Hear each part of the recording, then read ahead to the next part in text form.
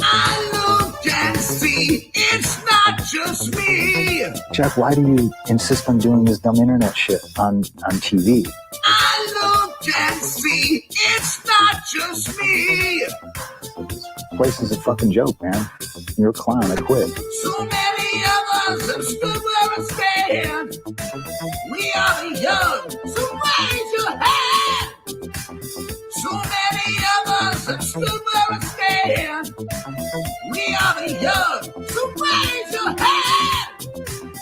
They call us problem child. We spend our lives on trial. We walk an endless mile. We are the youth gone wild. We stand, we won't fall. We're one and one for all. The writing's on the wall. We are the youth gone wild. No. It doesn't make logical sense, but it makes. Well, yes, of course. But it makes wrestling booking sense. Of course, this makes no sense. Of course, okay, it makes no sense. However, in pro wrestling booking, which often makes no sense, you would do that. It's about making money. It's not about anything else. Wrestling's always been about making money first and foremost. That's it. Yes! I look and see it's not just me. Last weekend was the greatest weekend in AEW history. This is the greatest week. I look and see it's not just me. Security, my safety, my life was in danger at a wrestling show. So many of us have stood where we stand. We are the young, so raise your hand. So many of us have stood where we stand. We are the young, so raise your hand. They call us problem child. We spend our lives on trial. We walk an endless mile. We are the youth gone wild. We stand, we won't fall. We're one and one for all. The writing's on the wall. We are the youth gone wild. They call us problem child. We spend our lives on trial. We walk an endless mile. We are the youth gone wild. We stand, we won't fall. We're one and one for all. The writing's on the wall. We are the youth gone wild. Get wild! Yay! If you're familiar with how we do things often here on these Wednesdays, it's a lot like one of my favorite movies, Time Cop. What? Fuck you. Fuck you. Yeah! No! Damn God! Yay! No! Damn God!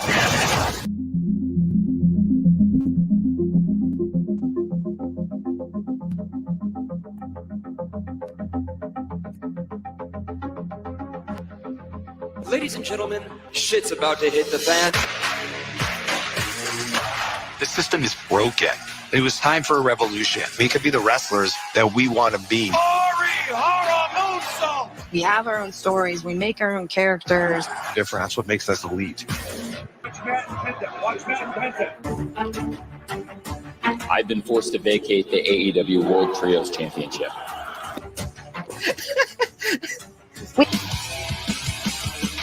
Fun created a revolution. Show days, super chaotic. A lot of times we get here and we don't know what we're doing till hours, minutes before we go out there. There literally are, I think some weeks, 100 talents running around backstage. At that point, it caught Tony Khan's ear, and he started thinking, maybe I want to do this, and let's get together. And I guess the rest is history, right? We're just getting started, but it's a great fight to start a great night. Orange Cassidy in serious trouble. This will be fun, right? I'm excited. Ready to go? Go to break. Figured out what works as a heel in the ring for me. Austin wants to be here so bad. Is it a break spot? Not yet. We need to build an army right now. It was good. That's a good match. You thought everything looked okay? Yeah. I just feel like... You tonight. That was big. No! Damn it! We've seen this time and time again out of Jericho and Guevara. That's awesome. That was great. Ah! Yes! Sick! He's going to take it! And Claudio Castagnoli. Is that heavy, Tony? No. I gave you extra time. Fix it up. Fix the break for right now. Go. They're really flying through. Hey! That was great. That was perfect. 1, 2, Are you okay? That was great. Way to get him up the end. You got him back. That was great. Pick him up. That was a great finish. Oh, yeah. Going into the card rundown. We'll feel out the ending, and then we'll go into the card rundown bumpers. With Ty Mello, Dr. Ty and Anna, and Will Nightingale taking Britt Baker with Sky in her sights, and now Sky Blue goes down. My catcher, the team match right there. JD Hater coming up right now. The Elite versus Death Triangle. The sooner you get to the Death Triangle, the better, man. Good. All right, the Bucks are attacking. Oh, this.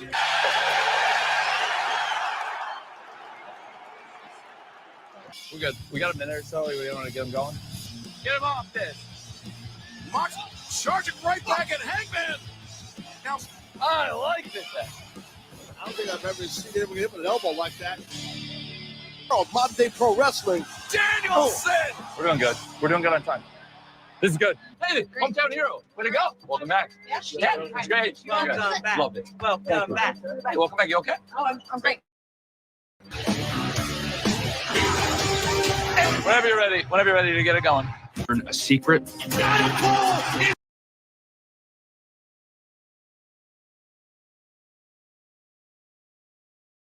What's happening, guys? I'm talking into a muted mic. Welcome to another eclectic edition of PWT Live Show. Yeah.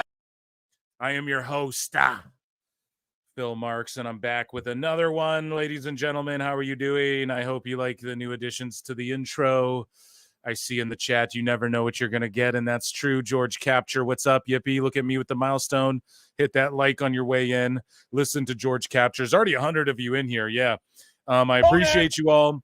Round of applause for you guys. As we get started, had to shovel some food down my gullet. And I'm here. I did a podcast earlier today with Marie Shadows. And we want to duke on. Me and him are going to get into a big argument over CM Punk. But that's going to happen next week. I also have some big stuff coming in the next month. I got some WWE royalty coming on. I got some, just some cool stuff lined up for you guys in the next month or two.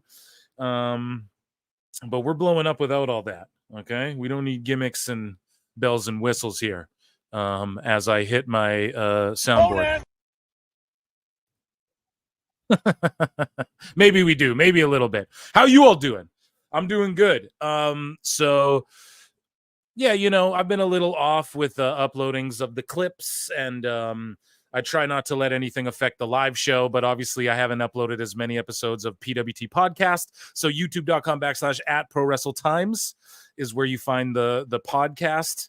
Full length primarily, and I've been slacking because I've been going through some medical shit. Now I don't bring it to the show because I don't want to bum you guys out. This is truly my fun time too, you know what I mean? So I don't want to make it about all that, so don't worry about me. I got this weird thing going on. The treatments are working, so we should be good. And I hope it hasn't affected the show in any way, but you've gotten less podcasts.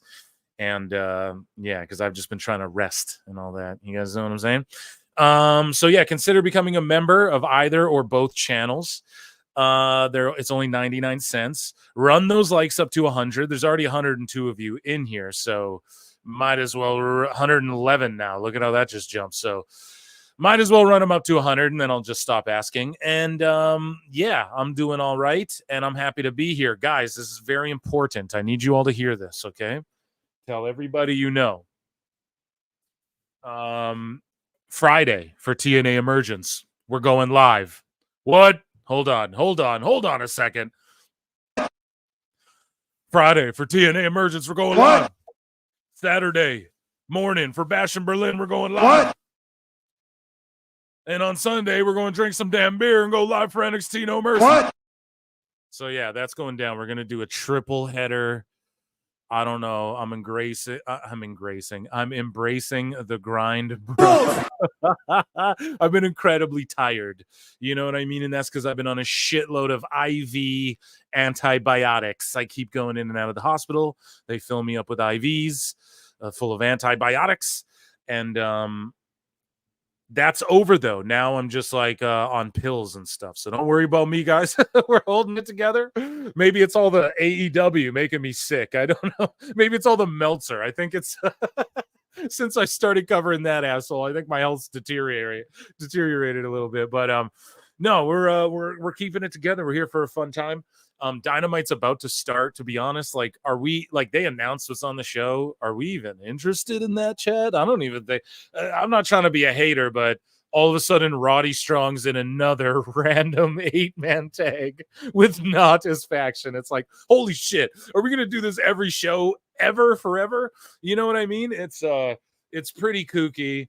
So we'll have it on, but really what I want to do is dive into this Jim Cornette. Everybody's been asking me, Phil, what do you think? And it's a little bit of old news, but it's relevant, and I let it all play out before I just give my thoughts on it before everybody.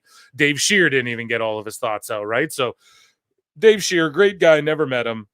We think he's a ledge. He's got heat with Brian Last and Jim Cornette, and the fans they didn't turn on Jim and Brian, but they were like, Jim and Brian. So I don't know. I didn't dive deep into this. I didn't listen to everyone's takes. I didn't read all the tweets. I just bookmarked them. Eyes shut. We're going to react to it together. Obviously, Dynamite's on. I'll give my comments on that. And Dave Meltzer is just a dumb goof, and I got a bunch of bookmarks, and we're going to dive right into them, play some flutes for Dave.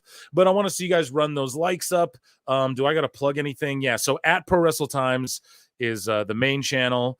At Pro Wrestle Clips or is the long form channel. At Pro Wrestle Clips is the main channel where you get videos like, you know, the little remix there, or 10 minutes of Tony Khan that I played at the top of the show here. And also, you know, there's clips that, so on the live show, I had to edit out all of the funny Aubrey Edwards, Tony Khan stuff that I clipped, right? And from them in Cardiff, like during the commercial breaks, like Aubrey dancing and Tony Khan giving a cringe ass Time Cop promo again. And nobody else clipped those. I'm the only one that I've seen so far. And they Don Stevens. I had the picture. If you guys aren't a part of the community, go and check out the YouTube community there. I try and do posts there as often as I can. And I took a screen grab and showed you guys. They copyright struck like fucking, or I don't know, they claimed like every second of those videos that I played. It's hilarious. There was like 11 claims on the one video. So I uploaded that to Patreon, and everything that I'm unable to, I guess, watch with you guys because they want to pull down, I'm going to do it on Patreon, and I'm going to be more active on there. So consider checking that out as well. And yeah, I plugged everything I got to plug. Let me get to super chats and to the chat. You what? For $2. You what? Thank you, Chrissy. Yeah. Yes, legit though. Yeah, I've been sickly, dude. An infection, a poison, you know. Rick71 for $10. I'm so done with Brian Last. Oh shit. Let's get right into it, folks. We're going to just dive right into the Brian Last, Jim Cornette drama. But for $10, Rick71 wanted to say here on Pro Wrestle Times live show, I am so done with Brian Last. I've unsubscribed from all Jim Cornette stuff because of Last. That dude has LDS something awful. Super cringe. You what? Okay, so I'm going to discover this with you guys because I didn't learn to, I didn't learn myself nothing, as Jim Cornette was trying to make a clever play off, but it didn't work. I'm botching here. I'm tired. Okay. Anyways, I did not keep up with it all because I wanted to do it live. So I'm going to do it with you guys here, and we'll see. Brian Last has cringed me out in the past before, but not enough to where I'm like, I'm unsubscribing, you know, but just like, and it was nothing he was even saying on the show. It was like just people telling stories about like Vince Russo was at his bat mitzvah or whatever. He's a kid, whatever. You can't, and not saying that's a problem. Like, honest to God, like, who cares if he was best friends with Vince Russo? That doesn't, whatever, you know. And then just him like strong arming people in the podcast world, but I don't know if there's validity to that. Like, those are just people's claims, right? So that's cringed me out a little, where I'm like, oh, if that's true. But otherwise, I've been pretty cool with Last, as far as like just my interpretation. I don't know him, right? Great guy, never met him, but Jim, of course, is the legend, and especially in the wrestling podcasting space. So I'm gonna learn about all of this with you guys. If you're not familiar, I didn't keep up with it all, and I was busy with stuff. But LDS something awful. Is that like something derangement syndrome or something like that? I'm unfamiliar, but thank you so much for the super chat, and let's dive right in after I get to these next couple ones. Mark A. Hicks 2 has been a member for 5 months. Great. That's bananas, dude. Thank you. It's incredible. Thank you so much. And Lincoln Hawk, good to see you here, brother. It's good to see you here again. $5 says TNA Victory Road is in SA next month. SA means a lot of things on YouTube these days, brother. No, I'm just joking with you. We all know what you mean. Let me know if you want anything from the show, my dude. Damn. Just send me like pictures of merch. I'm kind of like investigating. I want to just compare all of the companies, right? So I got Marie Shadows is going to be at the MLW show tomorrow, I think. Tomorrow, yeah. And I'm going to get her to send pictures of merch, and I just want to know. I'm investigating. And yeah, just follow me on X if you don't, at Pro Wrestle Times. And thank you so much for the super chat, and that's excellent. Victory Road's going to be awesome, and Emergence is going to be awesome. Friday, make sure you all tune in. I'm going to be live Friday night. We're doing a triple header. Unless my health completely deteriorates. And then, but I don't think that should happen. And thank you so much for that, Lincoln Hawk. Okay. Oh, little dick syndrome. Okay, there you go. Yeah. Okay. I mean, sure. I'll discover this with you guys. So I have a bunch of bookmarks, and it's funny because I did save it in the IWC sickos category, and I decided that the IWC sickos segment, right? It's not just for whack jobs and whatever. It's also just for like the IWC drama and all of that shit. And we'll just refer to ourselves as the sickos. Let's be honest. We all love pro wrestling. It's kind of a weird thing to begin with. But so it's going to be laughing at marks. It's going to be when personalities are going at it, accounts from the IWC we all know or whatever. I'm just going to bring it to the show if it's relevant. And when there's like IWC, because technically they are feuding Dirt Sheet and Podcaster guys, so it's exactly. We all love pro wrestling, and it's kind of sick. It's kind of fucking weird, dude. How we just like willingly willingly let ourselves be hypnotized, like all that. But okay, so this might be a little out of order. Bear with your boy Phil, okay? I've been a little busy, but I got it all. If you guys don't see here, I got a whole treasure trove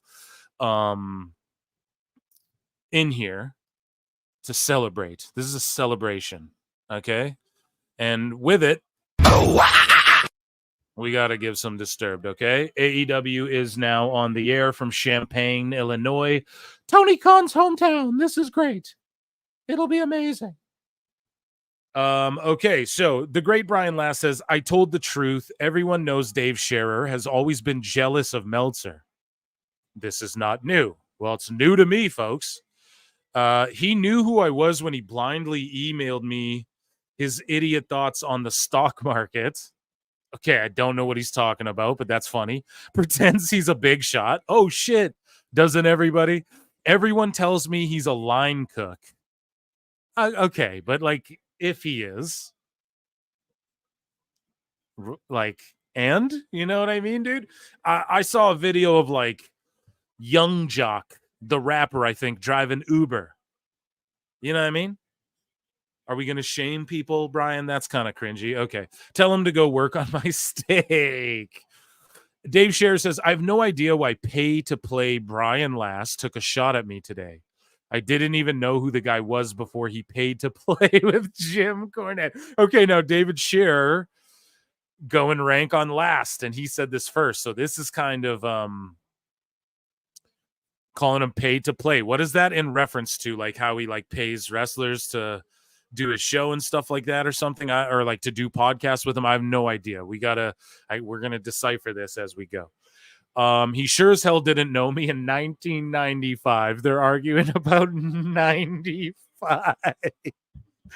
Then again, he was partners with Bixenspan before he dumped him for Cornette. So, okay, so Bixenspan is a goober, right? We all agree? As John Moxley makes his return in Champaign, Illinois to an empty row of people standing literally next to an empty row of people. Sorry, not trying to be rude, but that's what it is. Anyways, so chat, what are we talking about here with I don't know, they're both taking these personal jabs. They clearly both know each other and they're trying to talk like they don't know each other, right?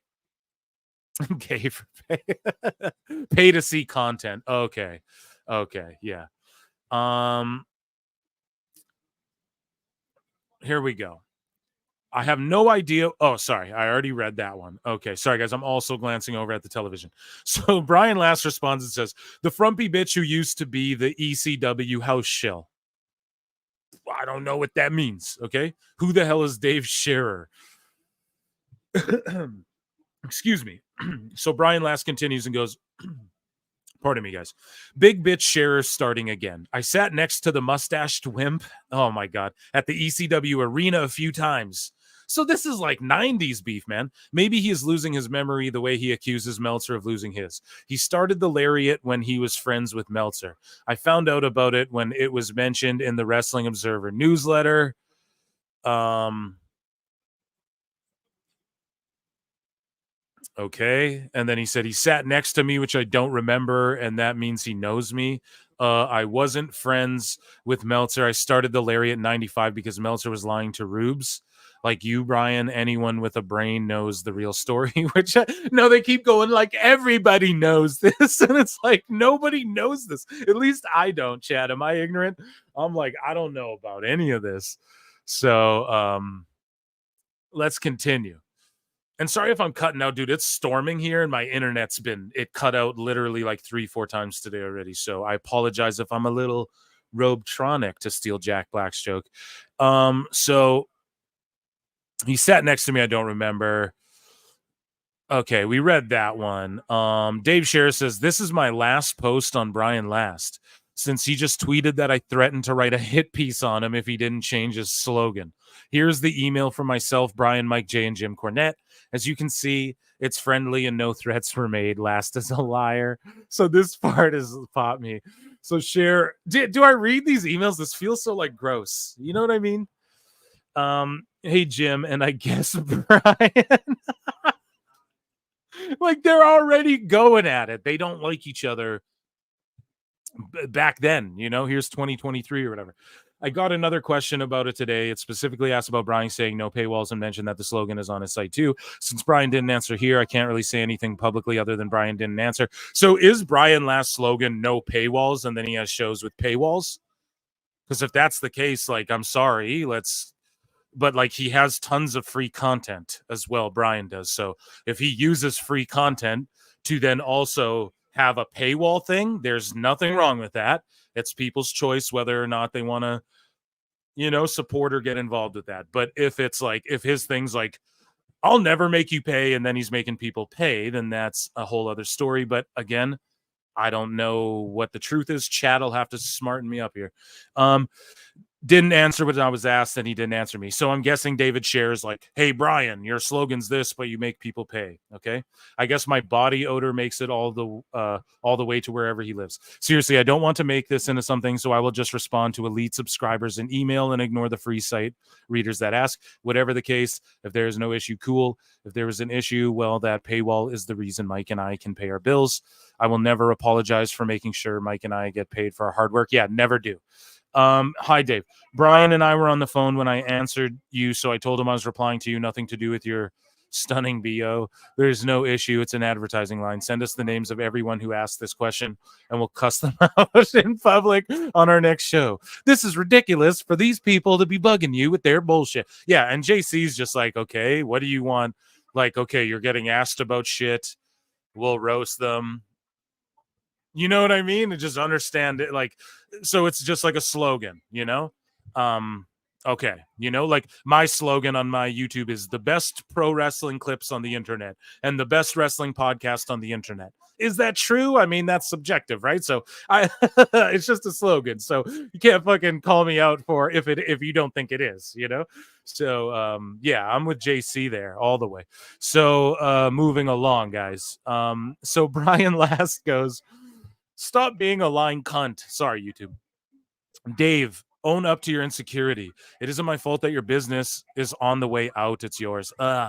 Now it's getting ugly. Why are you afraid to admit to people that you were Meltzer's friend until you became jealous of him? Okay, now we need to, there has to be proof of the jealousy. Otherwise, friends fall out all the time. And I could see why an ex-friend would be like calling out an ex-friend or something. You know what I mean? So jealousy remains to be seen. We'll discover as we go. And here are your first 2 emails you left out. Here we go. Hey, y'all. Hope you're doing well. I've had a number of people ask me, including in the Q&A, if you guys are taking a shot at pwinsider.com when you talk about your site and say that nothing is behind a paywall. Bro, that could be a myriad. Dude, that could be Fightful. That could be anyone, man. If you take personal offense, Dave Scherer, you should not be taking personal offense to that. It's like, don't let that shit apply to you if it doesn't apply to you. And if people are asking you, then fucking ignore them or just say, no, they're not, or I'll ask them. And then we'll see what happens. So maybe he is being nice and asking, but like, why even go out of your way, dude, to even like worry about this? That's pretty crazy. I know you aren't, obviously. Well, then if you know you aren't, then don't ask them, or send screenshots of all the shit and then be like, here's what people are saying. Can you just clarify this? Or, hey, I'll come on your show and let's clarify that, or whatever. You know what I mean? I know you aren't, obviously, and I write each person that asks me that back and say that we love you guys and have a great relationship. To make my life easier, could you drop that line from your promos? Dude, no. Yeah, dude. Okay. Now it's like you got away on the corny last side so far, because, and hold on, I love Dave Scherer, you guys know this, but hold on.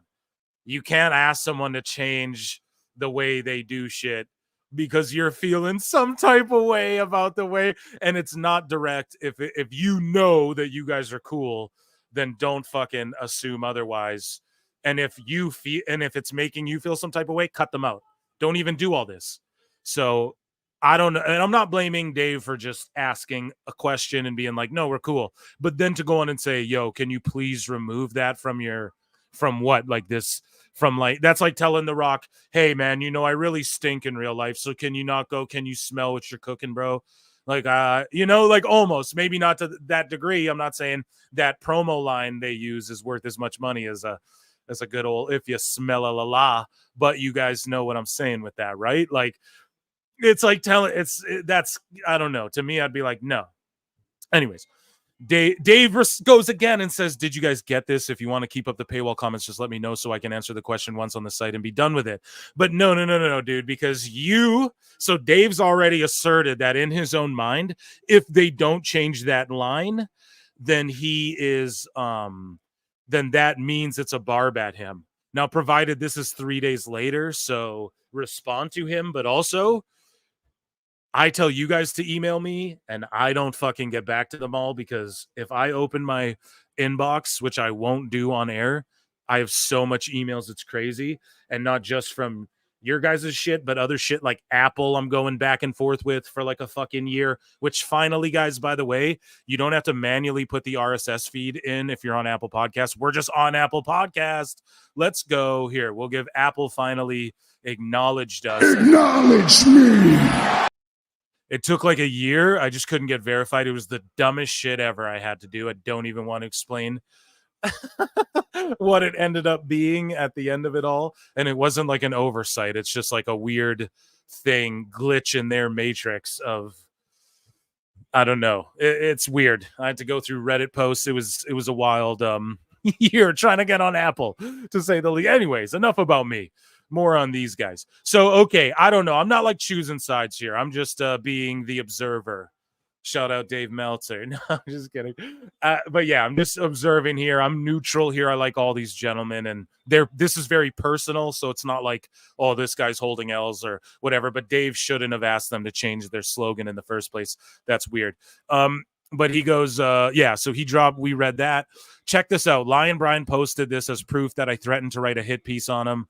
So, okay, yeah. So maybe you could interpret that as a threat to be a hit piece, but it doesn't seem threatening at all, like saying, I'm just going to answer the question to the people on the site, you know? But I see how Brian could interpret that as like, nah, they're going to, you know, write it into a blog fucking trashing us or something. But at the same time, that's not the vibe I got from it. But again, this isn't personal to me. So Dave Scherer says, I was told my business is failing and I have no idea how to invest money. So I feel extra lucky that I was able to somehow come up with the money to see Bruce for the second time in 3 nights before I leave my shore house for my home in Las Vegas. Imagine if I were competent. Jesus Christ, bro. Do you have to flex any harder? Some of us don't even own a house, let alone fucking a shore house and a home in Vegas. So no, don't flex your shit, dude. It's all good. But yeah, okay. And your business isn't failing. And even if you own a business and are a line cook, shout you out. Damn, it's hard to tell. Now I got tagged in a bunch of stuff here. So here's David Death Music, David Dexter, who's a great PWT, like day oneer, man, like early days, 10 subs days. He's one of them for real. So Brian Last and Jim Cornette, here, this person, I guess, made a video. Maybe I'll circle back to this because this is apparently just like a recap of everything. But I want to actually watch the Jim Cornette and hear Brian's stuff if you guys are into that. Ishii's fighting Hangman, so, and the camera just blacked out in the middle of the broadcast, so, and I'm not kidding. That's what's going on Dynamite. So Brian Last goes, I'll remind you again, dickless. I'm the man you cried about in emails to Cornette after I exposed you. I'm the man you tried to get to engage you in financial talk. Okay, he keeps going back to that. I'm the man whose no paywall causes you to act like the bitch you are. Rebrand. PW Insider is a 0. Damn. Thank you. Whoever he is can keep acting like a child. No worries. Damn. You guys clearly know each other. Stop pretending. Both of you. Tisk on the pretensies. Okay, so we're going to jump over to YouTube. We're going to share this tab. This is a long This is a long ass video here. So let's listen to it, and I'm gonna give my thoughts. I'm gonna show you out to Jim Cornette. Like, don't YouTube strike me for this. Don't Don Stevens me. Sorry, pardon me. We got to use code names. No, but yeah, I'm a neutral party. I'm gonna give my thoughts, and this is a long one, so I don't have timestamps or anything. If anybody does, that would be cool. If anybody can maybe tag me, but I'm just going to hit play and see where this goes for the most part. Jim, if you don't mind, I have something to say here. Recently, there's been a little bit of a back and forth on Twitter with myself and someone who most of you probably don't know. His name's Dave Scherer. He is a guy. So I am saying it right. Who used to have a newsletter. He was an ECW fan in the bleachers. He then started a website in the early 2000s and seemingly never worked on it ever again after that. Started a website back then and has been really riding the coattails of the fantastic reporting of Mike Johnson, who does a very good job and seems to be rather diligent in what he does. Problem is, he works for a guy named Dave Scherer. Dave Scherer, I knew a little bit in the 90s. He's made this into a little bit of a big deal that I claim I knew him and he doesn't know me. Yeah, someone else told me a similar story about him too. But in the 90s, when I was a teenage fan going to different things. You guys are fucking teenagers, dude. I don't remember people I went to high school with. For real, like, it's crazy. This is a wild argument. For two dudes, like, to be even having at this stage in their lives. That's all I'm saying. But yeah, shout out Mike Johnson, for real. He does do his diligence, and he's great. He's great. That's why it's shitty shitting on PW Insider. because it's like now that's reflective on Mike Johnson, and he's great. I got to know lots of different people.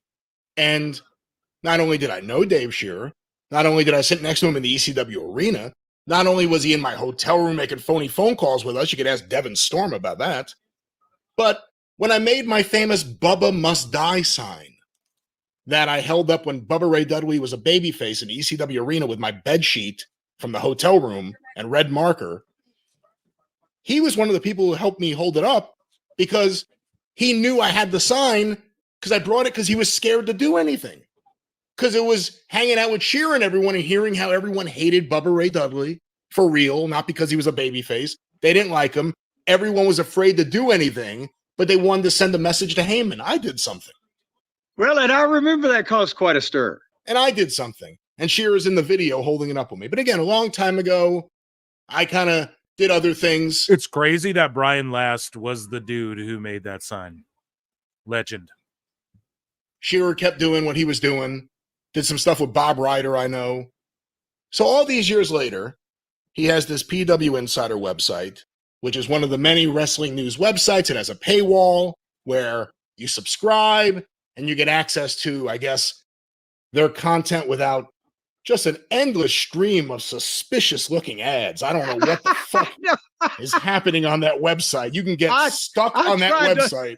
I tried to look at the basic one again, and I'm like, what the fuck is going on here? It could cause epilepsy. It's just a fucking flash mob of fucking weirdo ads. But anyway, that's what he does. We do this. I do my thing. In case anyone hasn't noticed, I just do my thing. I don't. I'ma do my thing. Is that Miley Cyrus? Babe, is that my... Yeah, that's Miley Cyrus. Okay. Other people. I do my thing. But if you take a jab at me, I'm going to fucking take out my Uzi and I'm going to spray the room over and over and over again. Okay. Shooting up the club. Babe, who's that, T-Pain? Yeah. Jesus Christ. I'm going to pull out my Uzi. Okay, who else tells a Uzi? Isn't it like Eric Bischoff and Sonny Ono or whatever? Talking about answering the door with an Uzi and shit. Okay, calm down.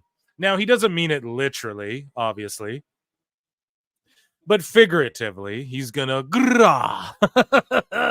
Uzi everyone if they come at him. So please, Brian Last, reserve your Uzi for me. I'm simply Uatu here. I'm just observing. And yeah, we'll continue. It's like, all right, these guys just don't like each other. And clearly it's because for something like deeper than maybe someone's willing to admit. Let's just continue along and see where we go with this, guys. I'll call the action. Ishii's about to superplex Hangman. It's been going for far too long already.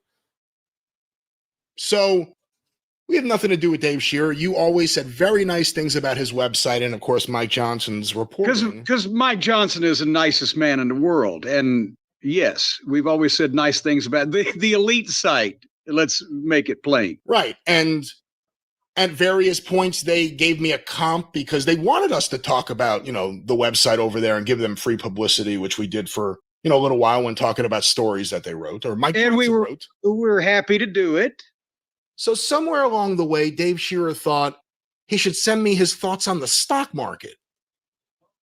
It was, let me pull up the email here, because it was like, I heard that you like investing. Let me get the exact quote, because it's the one that I started laughing about with people. Dude, he's trying to be friends with you, Brian. What the fuck, man? Are you really... Is this how this whole thing started? You're about to tell me that he tried to reach out and be like, hey, I'm really into investing too, and you're into investing, and he just, man, I could tell y'all stories. Years ago, I met one of my idols who fucking, like, I was on a similar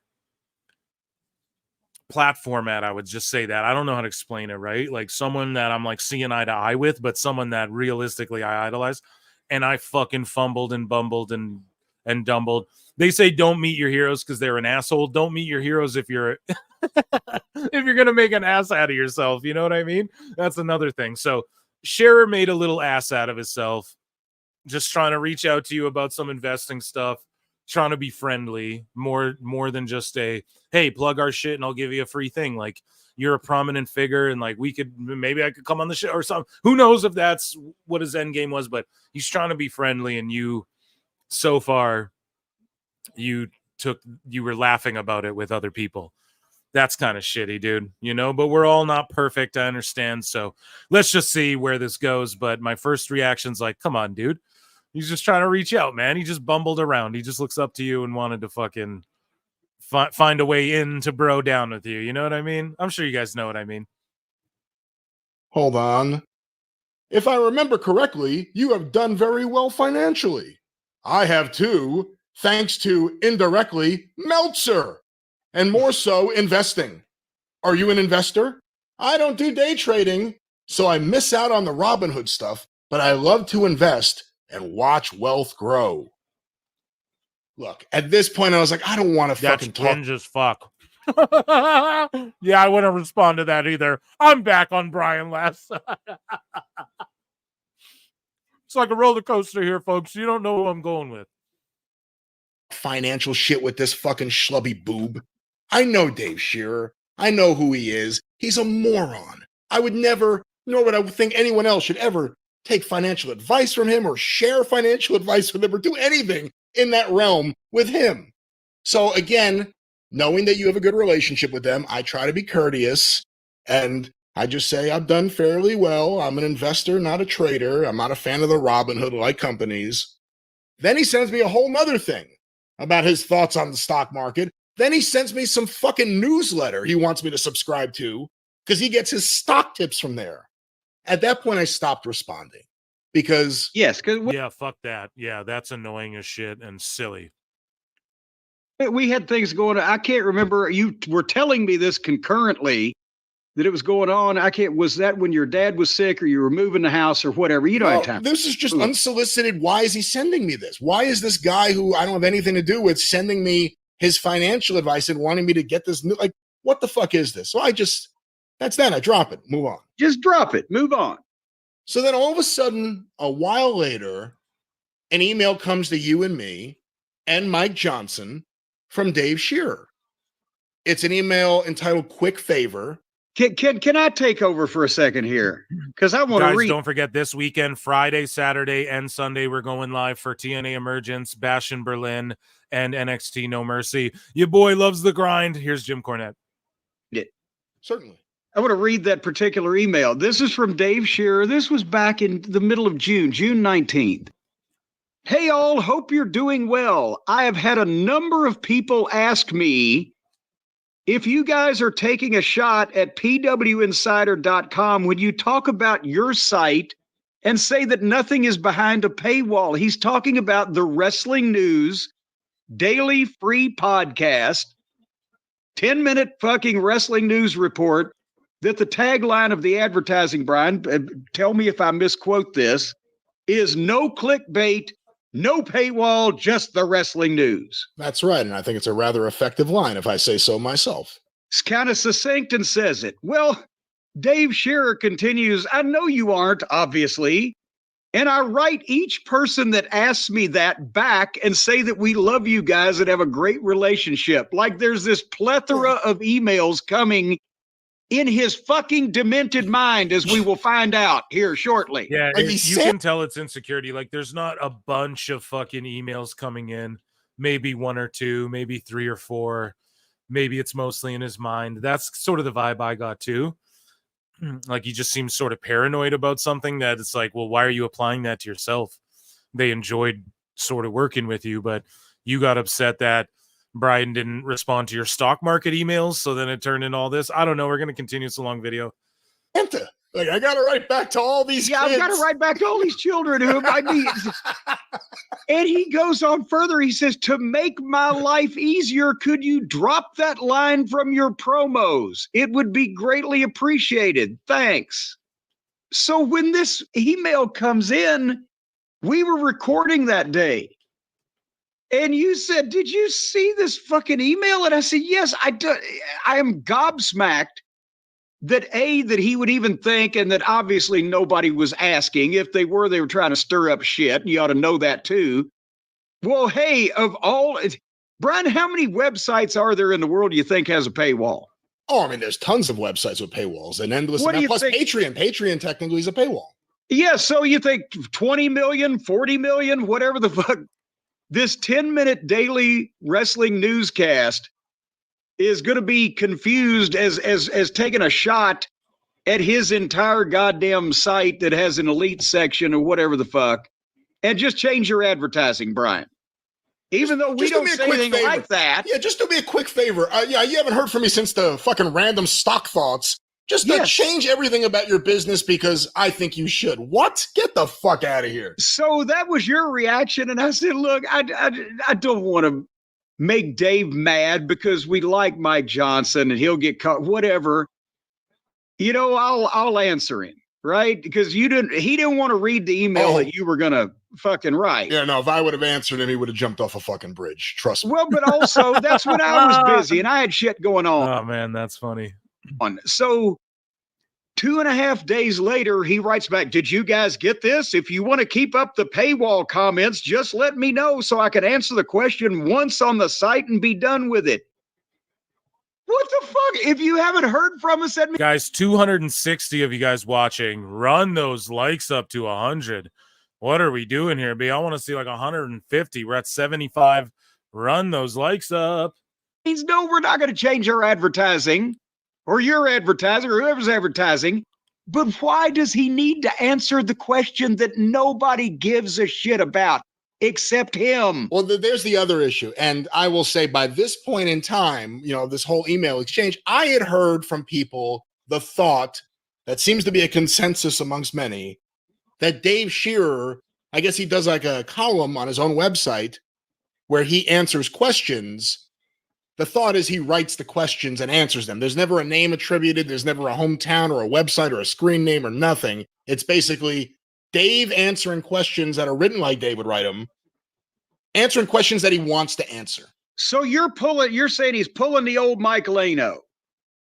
And I think that's an apt analogy. He's answering questions that he wants to fucking answers because he has started, you don't read them, but he has started having a fucking gimmick where he says, I don't worry about these people because they don't mean anything to me. As you're going to find out, ladies and gentlemen, this motherfucker obsesses over some shit. So he wrote, did you guys get this? Blah, blah, blah. So I wrote back, hi, Dave, sorry for the late reply. And I wrote back that same day that he wrote the second one. We're both having a hectic week. I think someone is fucking with you. You guys are literally the only news site we ever quote, reference, or put over, and we do it by name constantly, telling people to trust PW Insider. So I think this may be some Cucamonga kids starting a campaign to get heat between us. Do answer the question on the site and flame the people for making up obvious horse shit where none exists, just like their journalistic hero. Or just admit you made up the whole thing about getting tons of fucking things that you have to respond to everyone one by one and explain that, oh no, we're great friends. What? Well, hold on. He writes me back that same day. Jim, I heard your voice in my head when I read that and I laughed out loud. You're probably right on the money there. There are so many trolls out there. Uncle Dave, man, what a fall for that guy. All good here. Hope the same for you. And then he can't fucking leave it alone. So I'm going to read one more email and then my response, and then you can tell people, Brian, what he then did. Well, again, we thought that that diffused it. He realized he's being a fool and we'd all move on now. We can move on. Then he writes me back 3 days later. Swerving Hangman again. Yippee. Hey, Jim, parenthetically, and I guess Brian, because you had not answered him yet because of aforementioned Reasons why? Yeah, because I was going to tell him what I thought of him and his wife and everyone else around him. I was going to really fucking let him have it, but I was a nice guy, so I stayed back. Don't say anything about his dog. I won't stand for that. Anyway, so Dave says, I got another question about it today. It specifically asked about Brian saying no paywalls and mentioned that the slogan is on his site too. Imagine that, Brian, your advertising slogan is on your website as well as in your podcast. Shocking. Since Brian didn't answer here, I can't really say anything publicly other than Brian didn't answer when I asked and he didn't answer me. I guess my body odor makes it all the way to wherever he... It's just funny hearing him read what I already just read and his interpretation of it. Lives. Seriously, I don't want to make this into something. You're the only one making it into something. You're the only one, you motherfucker. You fucking fat-headed piece of shit. You give me more goddamn shit to worry about when I got shit going on already. So he said, seriously, I don't want to make this into something, so I'll just respond to elite subscribers in email and ignore the free site readers that ask. There's nobody asking. It's stupid. And he finishes, whatever the case, if there is no issue, cool. If there is an issue, well, that paywall is the reason Mike and I can pay our bills. I will never apologize for making sure Mike and I get paid for our hard work. Nobody's asking you to, moron. Yeah, dude, he just took that shit way too personally. And also, when, well, Jim's already saying it. It's, you guys know, I don't want to be like, fat-headed, dumb fuck, all this shit Jim's saying, obviously, but he's just taking it personally, and he is creating it. He's making an issue out of something that shouldn't.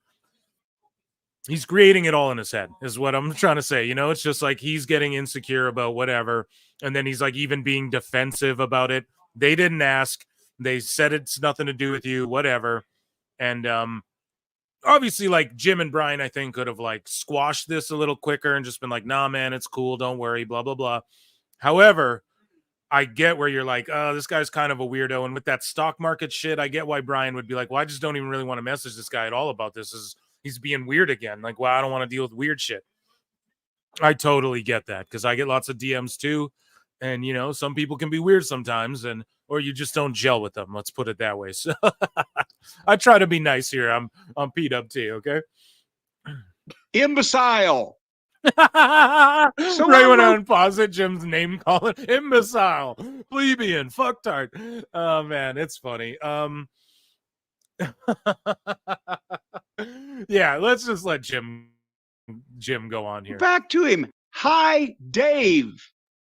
Brian and I were on the phone when I answered you before, so I told him I was replying to you. Nothing to do with your stunning BO. There is no issue. It's an advertising line. Send us the names of everyone who's asked this question, and we'll cuss them out in public on our... Yeah, and Dave saying like, oh, the public people saying this, I'll ignore. But then the private people, I'll explain it to them. And it's like, what the fuck does that even mean? That's so weird, man. That's so weird. Next show. This is ridiculous for these people to be bugging you with their bullshit. I'm still trying to, like he's a goddamn Alzheimer's patient locked up in a home, and I'm still trying to humor him that there's somebody asking this. It's his friend George Glass. And I thought, no. Yeah, this guy in the chat too. Is this channel making money out of Corny and Brian work? I don't know, dude. Listen, it's called an EFAP, okay? This is in pro wrestling. It's like we're the only group of people on the internet who don't understand what the fuck this is that everyone's been doing since forever, okay? But yeah, whatever. When I dive deep on this shit, someone else said in the chat, Mrs. Cornette shouted me out personally and messaged me directly. I'm sure they're a fan of what I do. And yeah, it's called an EFAP. Go look at any other genre of anything on YouTube and people EFAP stuff. For some reason in the wrestling community, we're the only group of people who don't understand what the fuck is going on here. I don't get it, but yeah, no, don't sweat that dude, chat. And yeah, I guess maybe I am. I don't know. Who fucking knows?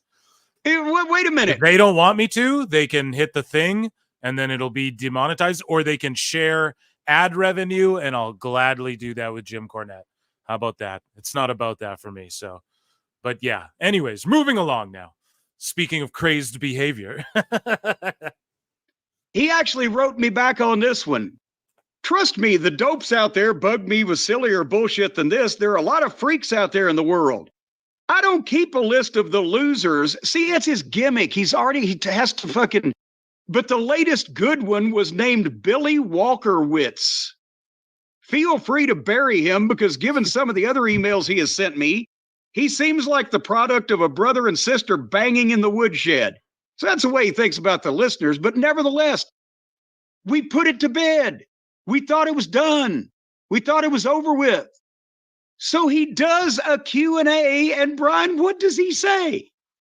Apparently, because it was sent to me, because I don't pay for that fucking site. It was sent to me. He had a bunch of nasty things to say about me, about how worthless I am as a co-host, and how Cornette would do better with random people from his website that you've never heard of. And he has never heard of, he doesn't know you. He never heard of you. You're a nobody, and anybody could do your job. Jim Cornette's great, so anybody could do your job. I've done things with other people than you. They weren't great. No, I'm the best at this. That's funny. That's pretty funny. Well, but nevertheless, but instead of just, look, we're trying to tell you, motherfucker, we're not changing this goddamn advertising. Brian's not changing it. It's not even my advertising. Brian's not changing this advertising, but we're trying to be nice to you. And you keep harping on this. And now you're pissed off because people don't email you back because you wouldn't want to read the goddamn answer. We're trying to be nice. And he makes an issue where none exists and goes on his site and calls you a nobody, that anybody can do your job and blah, blah, blah. And then is wondering why you have made sideways comments on occasion about him since then. Well, not on occasion. Yeah, it's also personal. Here's the thing, without knowing the whole stock market aspect of it, you don't, like, just on the surface, like, because at the beginning I was like, damn, these guys are just going at it, because I just see it from the Twitter spat, right? And then, like, when we started this, I just read all the tweets first. But then when you hear the background of, like, yeah, all the stock market shit, yeah, that would have cringed me out too a bit. So I've yet to see, as Jamie Hayter makes her fucking long-awaited Dynamite debut finally, and everyone's saying Becky Lynch about her, like, fuck you, you know what I mean? No, whatever, you guys say what you want, but I'm just like, come on, man. Haters legit. But yeah, it's weird with the women in wrestling. You all have to have, like, your own hair color, or else you get compared to whoever, unless you're blonde, you know, or just brunette. Otherwise, if you have, like, orange hair, oh, that's Becky. You know, if you have, like, if you do, like, Monet's thing, it's like, oh, that's Zelina, or, like, Zelina gets compared to her. And yeah, it's I don't know, it's funny. But anyways, like, guys don't seem to have that problem in wrestling. But yeah, hopefully she'll have a solid match, man. You got to put your money behind Hayter. I'm excited for this, actually, as a mark. Phil Marks. So I'm going to be glued to the screen a bit. But here's my thoughts, though. Here's the thing. Without knowing the that stock market shit, yeah, it kind of seems like Brian was being an ass. But I have yet to hear anything other than that kind of cringy, oozy remark. But whatever. It is like, even though he didn't mean a literal oozy, right, guys? So you got to understand that too. But so far, I'm not hearing anything that makes me go like, oh, fuck, last. And somebody super chatted in and was like, I unsubscribed from all the gym stuff. Nothing's pushed me to that limit yet personally. There's still more to go, though. So we will listen here. We will move along. Occasion on air, I've made two. One wasn't him, it was the website. Making a joke about getting stuck on his web. No, ML, you're a dumb fuck. You don't understand shit, or people would be watching your channel, but instead they're watching this one, right? Like, you don't understand anything. You don't understand what transformative content is. You don't understand what an EFAP is. You don't understand anything.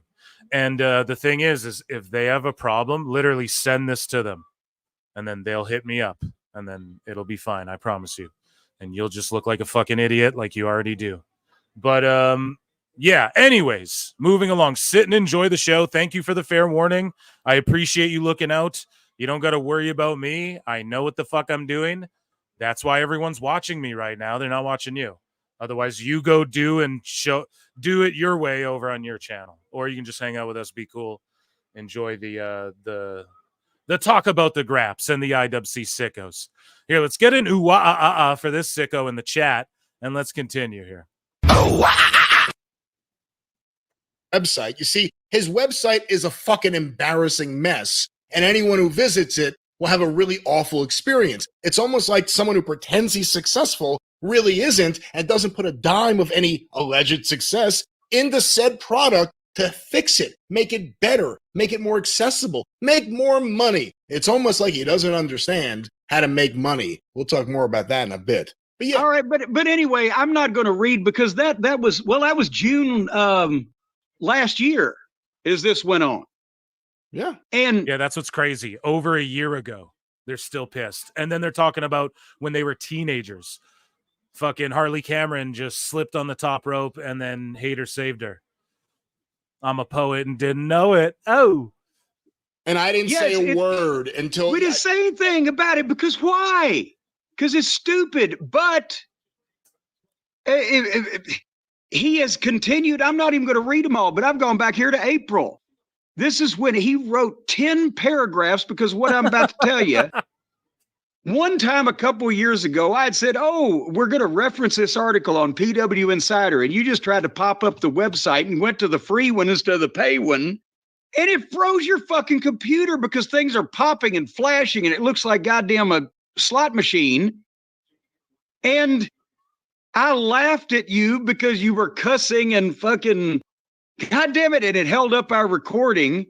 So then back in April, we were talking about one of those Hindu websites that we got stuck on or you got stuck. Fucking snowflakes. Dude, you're in here triggered over people e-fapping a video. Fucking goof. Anyways, and thank you, mods, for just whatever. Yeah, time is bitch ass out. You can come back in here when you know how to behave. All right, little babe? Kisses. That's on. Right, He couldn't get out of it. That's right. Yeah. And then you said it's like being on PW Insider.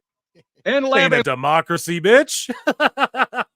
We went on. He wrote me a goddamn 10-paragraph email. Oh my God. Saying, I'll tell you who didn't pop for it. Because he wrote me first, what the fuck? And I said, it was a joke. And this is what happened before. And then he said, well, my wife didn't pop for it. She now hates Brian Last Guts now that he cares. Well, my wife didn't like your tagline. Because you said I was stuck on the website. Well, fuck this guy. She's a listener. This is news to me. She walked in the room, he said, when I played the clip. Good timing. And he's ranting and raving about this. And again, he's the one who fucking started it. Listen to this. I'm deeply offended and pissed off about the knife you let Last put in our backs. He's a drama fucking queen. There's no hours. So anyway, oh yeah, we were stabbing Mike Johnson in the back too. So anyway, then. Well, here's the thing though. Shitting on PW Insider does reflect Mike Johnson though. So it's not stabbing him in the back, but it's like, you got to understand how that's sort of slinging mud on him too there, corny. And I'm sure he does, but yeah, it's just, they just don't like each other. God damn it. There's no two ways around this. You know, it's a deep rooted thing. We're going to keep going here. I know little triggered baby, whatever in the chat couldn't handle it. We might wrap up this segment of it soon, unless there's a lot more juice later in it. But basically, we're getting the gist of what's going on. As far as him not knowing how to invest, I don't give a shit about any of that because that was silliness. So we're going to keep going. But once fucking Brian, or unless that's a key component to all of this, and unless that's what triggered everyone. But so far, Brian didn't really piss me off yet. You know what I mean? I'm indifferent. I'm just like, okay, these guys personally, whatever, and Cher is taking shit too personally and cringed these guys out. And now I'm like, damn. I'm still going to laugh at Scherer's roasting, and I want to know why he's jealous of Meltzer. Let's continue to watch along here. When we were talking about Uncle Dave the other day, Uncle Dave Meltzer, Jimmy B for $2 says, Phil, did you hear about Heels going to Netflix? Yup, absolutely. And guys, watch that show. There's 2 seasons. They're brilliant. In season 1, they talk about WCW and all that. In season 2, they talk about WCW and WWF and all of that by name. CM Punk's in the show. AJ Lee's in the show. A bunch of wrestlers you recognize in the show. I think Nick Aldis was on there too. Maybe there's a bunch of people, but yeah. CM Punk's a regular, and it's a great show. Stephen Amell, he's wrestled in AEW, like with I forget who, and he wrestled in WWE with Cody Rhodes. He's buddies with Cody Rhodes. It's a great show, and it was on this thing called Stars, which was like I believe that was HBO, and they're just bumble fucking around like Warner Bros or whatever, right? HBO, did I say? I think I meant WBD or whatever. Either way, it was like a Warner thing, right? So they bumblefucked that around, put it on this Stars thing. People couldn't really watch it. The show got canceled, even though it was so good, but like no one really saw it. So then what they did was Netflix picked it up, and Netflix said that if enough people watch it, they will revive it. So please go and watch that shit, because I love that show and we need a season 3. Thank you, Jimmy B, for the super chat and for shouting out Heels. That means a lot to me personally. Okay. Is ML really sheer? I don't know. I'm not roasting sheer, but there's more juice. So let's keep diving in. We'll just do the whole thing. I don't care. Fuck ML and fuck all these people who are mad at an EFAP. And Jim, please and thank you, contact me, because I might send you some business advice and maybe we can become friends. Yeah, Brian, reach out to me. I'll email you some stock shit and we'll become best friends. Trust me, okay? As opposed to Uncle Dave Shearer. And you let loose with that he's always been jealous of Dave Meltzer, and I could give a shit less. But you made the comment, and now not only is he fucking mad at you, but he's mad at me because I must agree with him that I've always hated him and he's always been a piece of shit. But I was just suckering him like a mark to use him for publicity. Oh, fucking hell. And he's a goddamn mental case. And he will not stop now. He is emailing back and forth and back and forth. Hold on.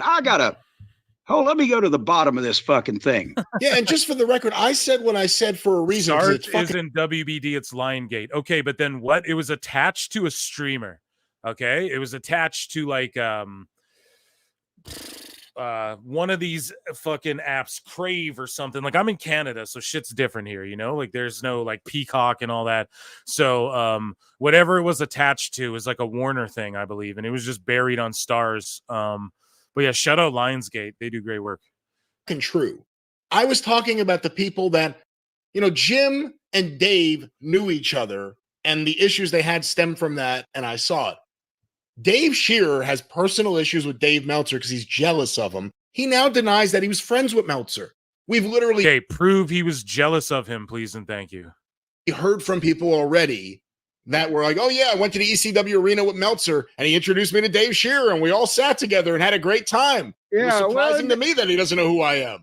We're not going to mention anybody's name in public, but he would recognize, old Dave Shearer would recognize some of these names. But nevertheless, he wrote, again, as I told you before, and you vehemently denied, for some issue I don't know about, Last has a major hard-on for me. I don't even know the guy. Blah, blah, blah. So at least tell the truth. The issues are one-sided. I don't know the guy, so I don't care about him. That's his big fucking line. Apparently, he cares about a lot of fucking people. You care a lot. I'm in your head, baby. I'm in your head, baby. I turned the other cheek once on this, and what happened? You let your employee punch me in the face again. And then he sends me a screenshot of you guys going back and forth on Twitter and say, hey, Jim, either you lied to me or Brian lied to you. I told you all along the guy had an issue. So I wrote him back, and here's what I wrote him back, because I'm not having a goddamn good week. Dave, I was trying to stay out of this ridiculous bullshit, but I'm having a bad day.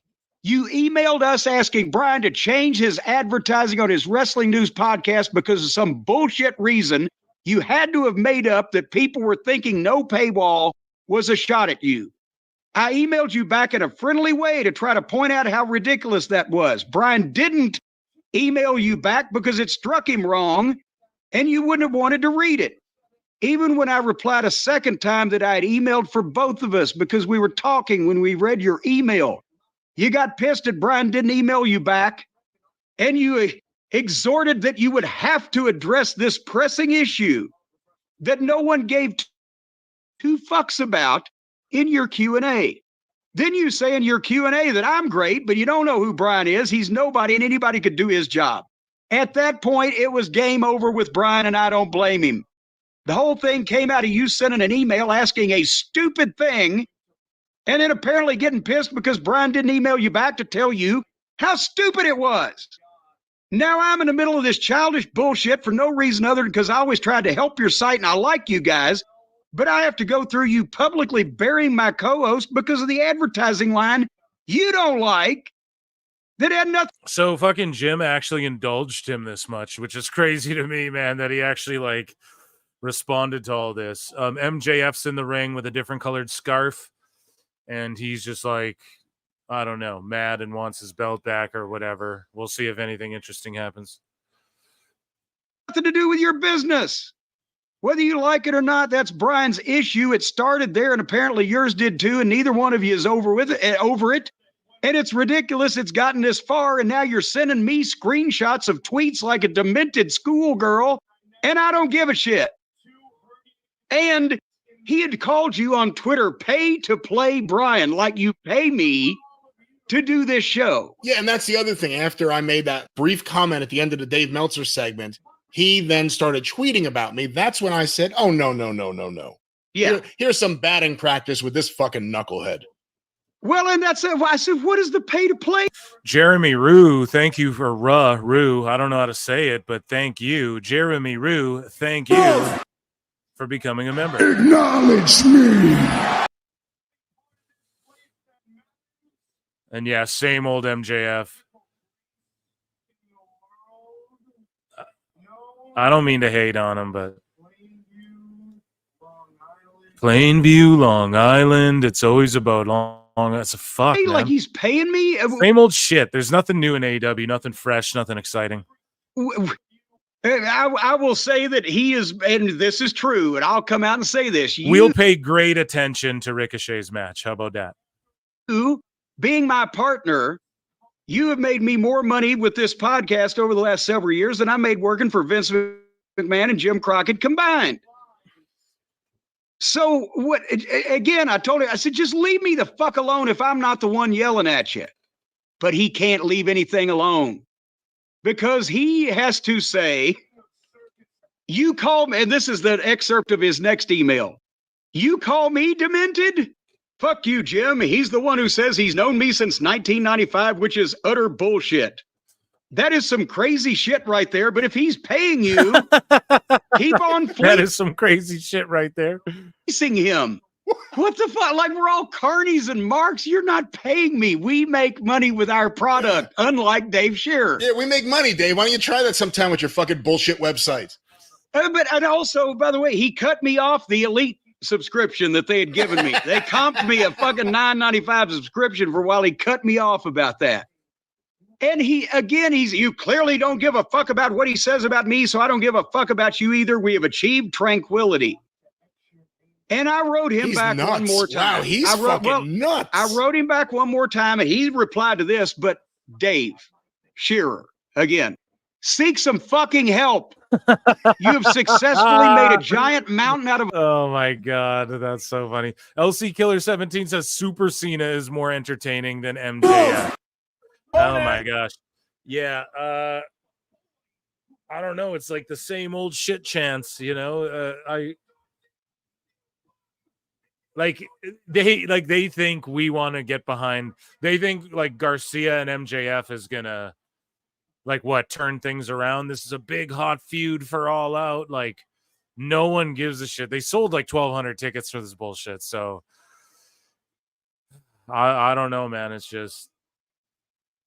It's cringy. It really is. Thank you, LC Killer. I appreciate you a lot. I don't know. Yeah, I'd rather watch Super Cena any day. And the feed keeps blacking out on their, like the production, or I don't know what it is, the TV station. You know what I mean? The fucking lights were going out during the one main event. But this is, I just can't get into Garcia I don't give a fuck about him, and I especially don't give a shit about him versus MJF. Of a fucking molehill, you won't leave anything alone, and you have to have the last goddamn word. You were holding up signs with Brian in ECW 30 years ago. He doesn't claim to be your BFF or speak to you weekly, but you've been emailing him. He didn't have any fucking issue with you until the no paywall horse shit.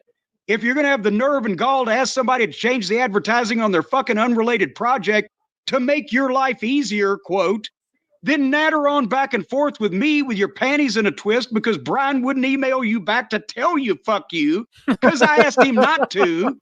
Then knock him in your column so the entire world knows that there's... God, Garcia just like forearmed a guy, missed him, and then the guy fell forward and tripped over the other guy laying there, and I'm not kidding. I promise you someone will clip it and put it on X. It's a fucking issue when otherwise nobody would give a shit. Expect a fucking shot every now and then, which again was much lighter than he wanted to because I asked him not to. And I said, also, you're a fucking mental case. Here's his quotes are, I was a worker duping the gullible Mark in his email because I was never his friend. I just wanted I'm your employee. Publicity or whatever. Keep on fleecing him. Who talks like this? And then he also said, I'm your employee. You have to pick which way it is. Am I your employee or am I your money mark? Yeah, or at one point, I asked you to calm your monkey down. You're my monkey. Hey, that's not nice. I said, Brian and I are apparently both... He fleeced me. He's a monkey, see? Dave shares like an old 1920s mobster. I don't even know. 1950s. Oh, see? He goozled me out of some money. I'm going to have to mollywop him. Carnies fleecing each other somehow, and you too. What the fuck is the matter with you? We're partners and do a successful show because we're the only honest people we know, and we don't obsess like a spurned twat over people that don't email us back. Check the dates of your emails and call them on Brian and any sideways remark about you or your site from us and get back to me. Wait, don't get back to me. Leave me a fucking alone. Guess what he did? He got back to me. Oh my God. He said, you can have the last word, and you did. I was done after I sent my last email. Nothing more to see. That's what I mean. Like, you can have the last word, and you did, but no, because now you're putting in the last word, bro. say from me. Okay, one last thing. Is this real? Is this really real. What he said? This is real. You said Brian and I are partners and do a successful show because we're the only honest people we know and don't obsess like a spurned twat over people that don't email us back. I'll say one last thing. You know Mike Johnson, and there isn't a more honest person who doesn't obsess in the whole world than Mike. No shit, Sherlock. What the fuck? He's bringing Mike into it. Now we're knocking Mike in his fucking demented, possibly drug-addled brain. Do they have drugs for dementia? Because Dave's too old to take fun drugs. But wait a minute. And his last line on the email, our paths will never cross again. Oh. I haven't seen this fucking guy in 25 years to begin with. Oh, my God. Like it's Gunsmoke. And I saw that line was in the Honeymooners when they kicked Ralph Cramden out of the fucking Raccoon Lodge. Or no, wait a minute. It was fucking Laurel and Hardy when they were excommunicated from the Sons of the Desert. What the fuck? This, if you'd have just shut up when we asked you nicely to just don't worry about it. There's no problem. We're not going to change the advertising because it doesn't have anything to do with you. And then he's got to go on a fucking tirade in his column. And then he expects when he gets a few shots, he's emailed me numerous times over the fucking, I got stuck on PW Insider comment. There was a throwaway fucking joke. And he goes on and on. And finally, for Mike's sake, I didn't want to fucking make the guy mad because who knows with this level of goddamn imbalance he has, what he might do, but after a while, what the fuck? And he's yelling at me for something you said, but I didn't. Yeah, it's all, you just don't want Jim on your ass primarily, too. Didn't disagree with you and derail the topic because we were in another direction just to goddamn take up for him. Fuck you, Dave Shearer. Who the fuck do you think you are to be goddamn browbeating me on these emails because you had the gall and the nerve and the audacity to ask a stupid question of somebody that had nothing to do with any of your fucking business? Fuck you up the ass, you fucking prick. I'm sick and tired of hearing from a lot of fucking people, and I don't have time to get back to the people I want to get back to. Well, that escalated quickly. So I'll do this publicly here. Fuck you, motherfucker. Come over here to Louisville and our paths will cross, and I'll stick my foot up your ass. God damn it. I'm sorry to take your mad away, but this goddamn has lit me the fuck up. Because you saw it. I'm like, you know how I am. My attitude is live and let live. Everyone should get along, laugh at life. But if someone comes and takes a shot at you, that can't stand. Like, that can't stand. And I let it stand for a while. And because the Meltzer thing was happening, and because people had but nobody fucking, all they said was Shearer worked with Meltzer. So it's like, okay, why are they jealous? Why? Meltzer's wrong about everything. PW Insider's actually right about shit. Why was he jealous? No one's proved that anywhere other than it just seemed like Brian started this all by talking shit about a dude he didn't like because all this other shit from before. So, yeah. Had sent me Dave Shearer's unhinged tweets about Meltzer. And I wanted people to know in that moment, there are people who have an agenda. There are people who make money off all this. And there are some people who literally are just jealous of Dave. Like, Dave Shearer has... My agenda is to play flutes all around the world and make the hit the brown note and shit all over Dave Meltzer. Like Steve-O in a porta potty. Always been. The lariat, he denies now. He lost his mind denying that Meltzer was his friend. He used to be on the phone with Meltzer every week, giving him lucha reports. He was sending Meltzer tapes. He was with Meltzer at the ECW arena when Dave came. And all of Okay, why is he jealous, though? Reveal it now, Brian. that didn't happen. He now denies it. Obviously, you could hear from just some of the things that Jim read. Okay, they were friends. Why is he jealous, though? There's nothing to substantiate jealousy. That's all I need to point out about this whole thing. This guy's fucking... Everything else kind of makes sense now, but the jealous part is like, well, where did that happen? Like, friends fall out, dude. So, like, to just say jealous, why jealousy? Like, how do you know it's not professional or so? Like, I don't know. Deranged. He's fucking messed up. And I think a lot of it is he truly believed he was better than Dave Meltzer, and he was never able to surpass him. Thank you for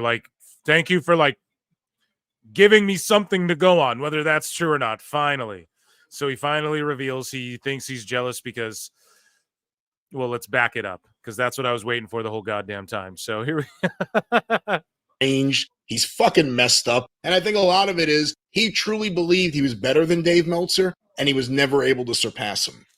And look at him now. He's a guy that everyone jokes about. He had to shut off his comments on Twitter because he doesn't want to see some of the comments he'll be getting on Twitter. I didn't even know you could do that. Yeah, that's right. You can only, if he mentions you or tags you or whatever, you can reply to him. And, he keeps wanting to get the last word. He's now claiming that I'm lying, and I guess you're lying too, about him threatening to write the hit piece. We just read it. I will have to address this in my column. Yeah. And no, you don't have to address anything because you were making it up. You got something stuck in your fucking craw. You decided you wanted somebody else to change their advertising. You're offended because people don't email you back because that makes you feel less important, because apparently that's a big deal. Yeah, it all really just stems. That's what it ultimately stems from. Unfortunately, we've revealed. And again, Brian has not triggered me. Dave. And then he's going to send me all this bullshit that I got time to read. Fuck you again, you fat fuck. Yeah, you say Brian's trying to take money out of our mouths. I don't want to take anything out of Mike Johnson, but maybe you can go without a few meals, Dave Shearer. I don't want to take anything out of Dave Shearer's mouth. I'd have to boil it. And, on that topic, real quick, I've never dealt with Mike Johnson. If we interacted in the 90s. Yo, we got Orange Cassidy and Aubrey Edwards in the same ring. This should be hilarious. I don't remember, but I've never had a interaction with him, a bad experience. I've always thought he does a good job of reporting. He seems to be a real hustler. You admire the work that he does trying to get the truth out there. That's the only value there. as I tweeted to him when he was acting like a bitch on Twitter, you should just rebrand. Your brand is worthless. People think of poisonous ads on their computer. You should I don't think people think of that. rebrand as Mike Johnson Reports, while Dave Shearer tries to justify his existence. And on that topic, he accused me of being both your employee and your boss, which is a nifty trick I could do here in my time machine. It's some kind of tax dodge, I think. Some kind of tax. Well, no, it's not. For the record, ladies and gentlemen, there is no tax dodge. There's no dodging of the taxes. No, we support a couple of third world countries with our taxes. But I was stunned in this whole process to learn that Mike Johnson's not the managing partner over there, because he's the only asset PW Insider has. The name PW Insider doesn't mean shit. Mike Johnson Reports means something. What the fuck does he get out of Dave Shearer collecting the money and then distributing the money for a website that looks like shit, functions like shit, people laugh at, and no one wants to go to unless it's Mike Johnson's reporting? And most of that stuff, there's better ways to do it than that. So, that's the saddest thing, I think. Mike Johnson does a good job, and because it's not even partnered up, because he's working for... At the mercy of... Because he's working for a fucking sissy. Oh, come on now. Oh, come on now, Brian. That's not very fair. Just call him a sissy like that. Who is insecure about everything and needs to get publicly spanked because of it. Daniel Flores says, what's going on in AEW? That's what I want to know for $2. A fucking 8-man where Roderick Strong is teaming up with the Learning Tree, even though he's in a fucking faction, I thought. And then you have Hook teaming with these three randos. Not that they're random, but they're randomly paired together. So Kyle O'Reilly, Cassidy, and fucking Briscoe, who are supposed to be a faction called the Conglomerate. And you have Aubrey Edwards there wishing she could tango during the whole thing. So I don't, I don't know. Okay. Don't ask me, ask Tony Khan. Okay. Aubrey's definitely the next Earl Hebner. Yeah. Okay. This is almost done. And then we're going to dive into more IWC sickoness. It holds him back. And I hope at some point, I hope Mike Johnson wakes up. Someone after this started sent me a tweet that Dave Shearer had sent out. I guess it's sometime previous when people were saying, hey, what does Mike Johnson get out of this relationship? He said, one day I will in due time turn the website over to Mike Johnson. I just want to say it's valueless real estate. Mike, if you're ever going to have to do it on your own, start now. Start now. You'll be fine. You'll make more money than you're making now. And you won't have the embarrassing dead weight of this fucking mustached weirdo out in Vegas or wherever the fuck he is, pretending like he's a big success. But now here's the thing. One of these days, my boy, all this will be yours. How much older does Mike have to fucking get? Yeah, really. He's not a kid anymore either, now that I think about it. Yeah. No, he's not a kid anymore. You're going to give him. So is that it or what? Is that about it, guys? Here, we'll finish. Something? We're almost there. We're almost home free. Sounds like one of these days, kid. Sounds like you're being stringed along. Sounds like, anything you ever want to do, Mike Johnson. I'm not saying you have to come work for me. I'm saying anything you ever want to do. If you need our help, if you need my help specifically, you got it. But get rid of Dave Shearer. Dead weight, worthless website. Your reporting is the only asset. It's the lone asset of PW Insider. The brand means nothing. You can't even call it PWI. That's Pro Wrestling Illustrated. PW Insider. So I think that's part of the issue. Dave Shearer knows he has a dying website. Look how Aubrey takes the reins of oh man. Right. And he's not capable of keeping up with everything that's happening in this changing world of wrestling media or just media. And unfortunately, it holds Mike Johnson back. And I mean, I've never had a bad dealing with him. He may not be happy with me about all this.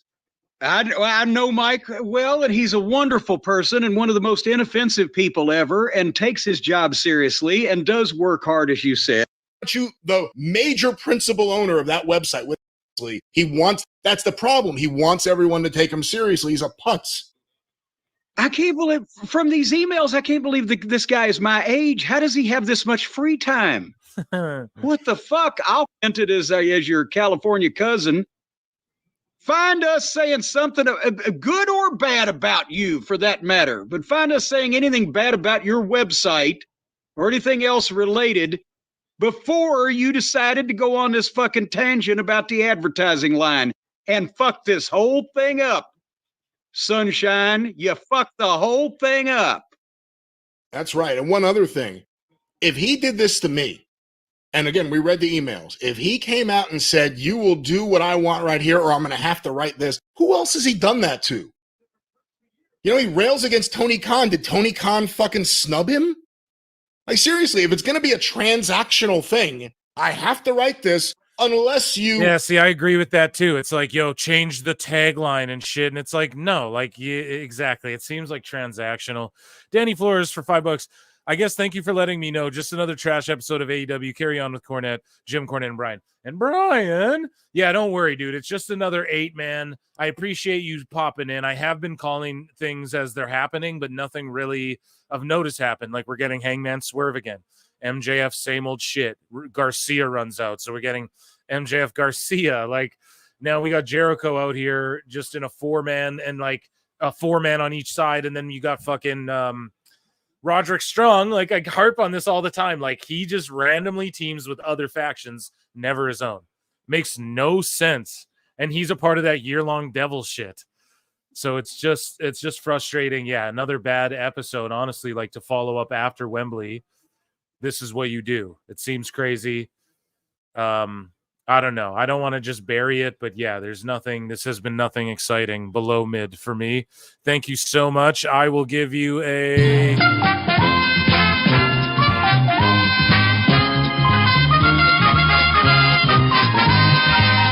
Just happen to change your tagline.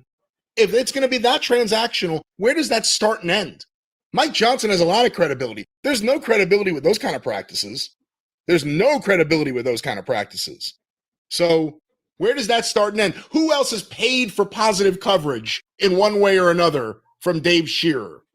That's a question based on his emails I think needs to be asked right now. Okay, but now he's just throwing out, like, who's paid him for good coverage? Oh, come on now, Brian. That's not very fair to accuse him of taking money from sponsors. That's my gimmick. But no one's going to ask you because no one gives a fuck about him. I hope Mike Johnson gets away from Dave Shearer. Dave's a fucking loser holding you back, Mike. If you need any help, just let me know. I'm sure there's plenty of other people who would help you. In case you don't know, and I know you already do. Oh, yeah, pal. Come right for PWT. Most people think Dave is a c***. And yeah, we're going to have to fucking bleep that on YouTube, but it is. Do we have to bleep that he's a see you next Tuesday on YouTube? What's crazy is that I said a see you next Tuesday earlier in this episode, and I hope to God I can just trim that out later. We will have to bleep that on YouTube, yes. Well, shucks. Well, Dave, you're a vaginal orifice. That's right. But all right, let's get a... Okay, well, let's see what the comments had to say. That Uzi comment is the most teenage edgelord nonsense ever. This doesn't help the stereotype that wrestling fans are a bunch of weirdos. Love these guys, but sometimes Brian portrays himself like he's an internet tough as Mid-South Dr. Death Steve Williams. I think Brian needs to know his role and shut up, pun intended. This is embarrassing. Jim and Mike Johnson sound like two kids whose dads got into a fist fight at their local baseball game. Brian really is starting to think like his opinion matters just because he talks to Jim Cornette consistently. Brian, my brother in Christ, please stop. We don't care about this garbage. Just stick to reading emails to Jim and apologizing for gardeners that nobody else hears. Yeah, I don't know, guys. Round of applause for all of that. That was just tons of drama.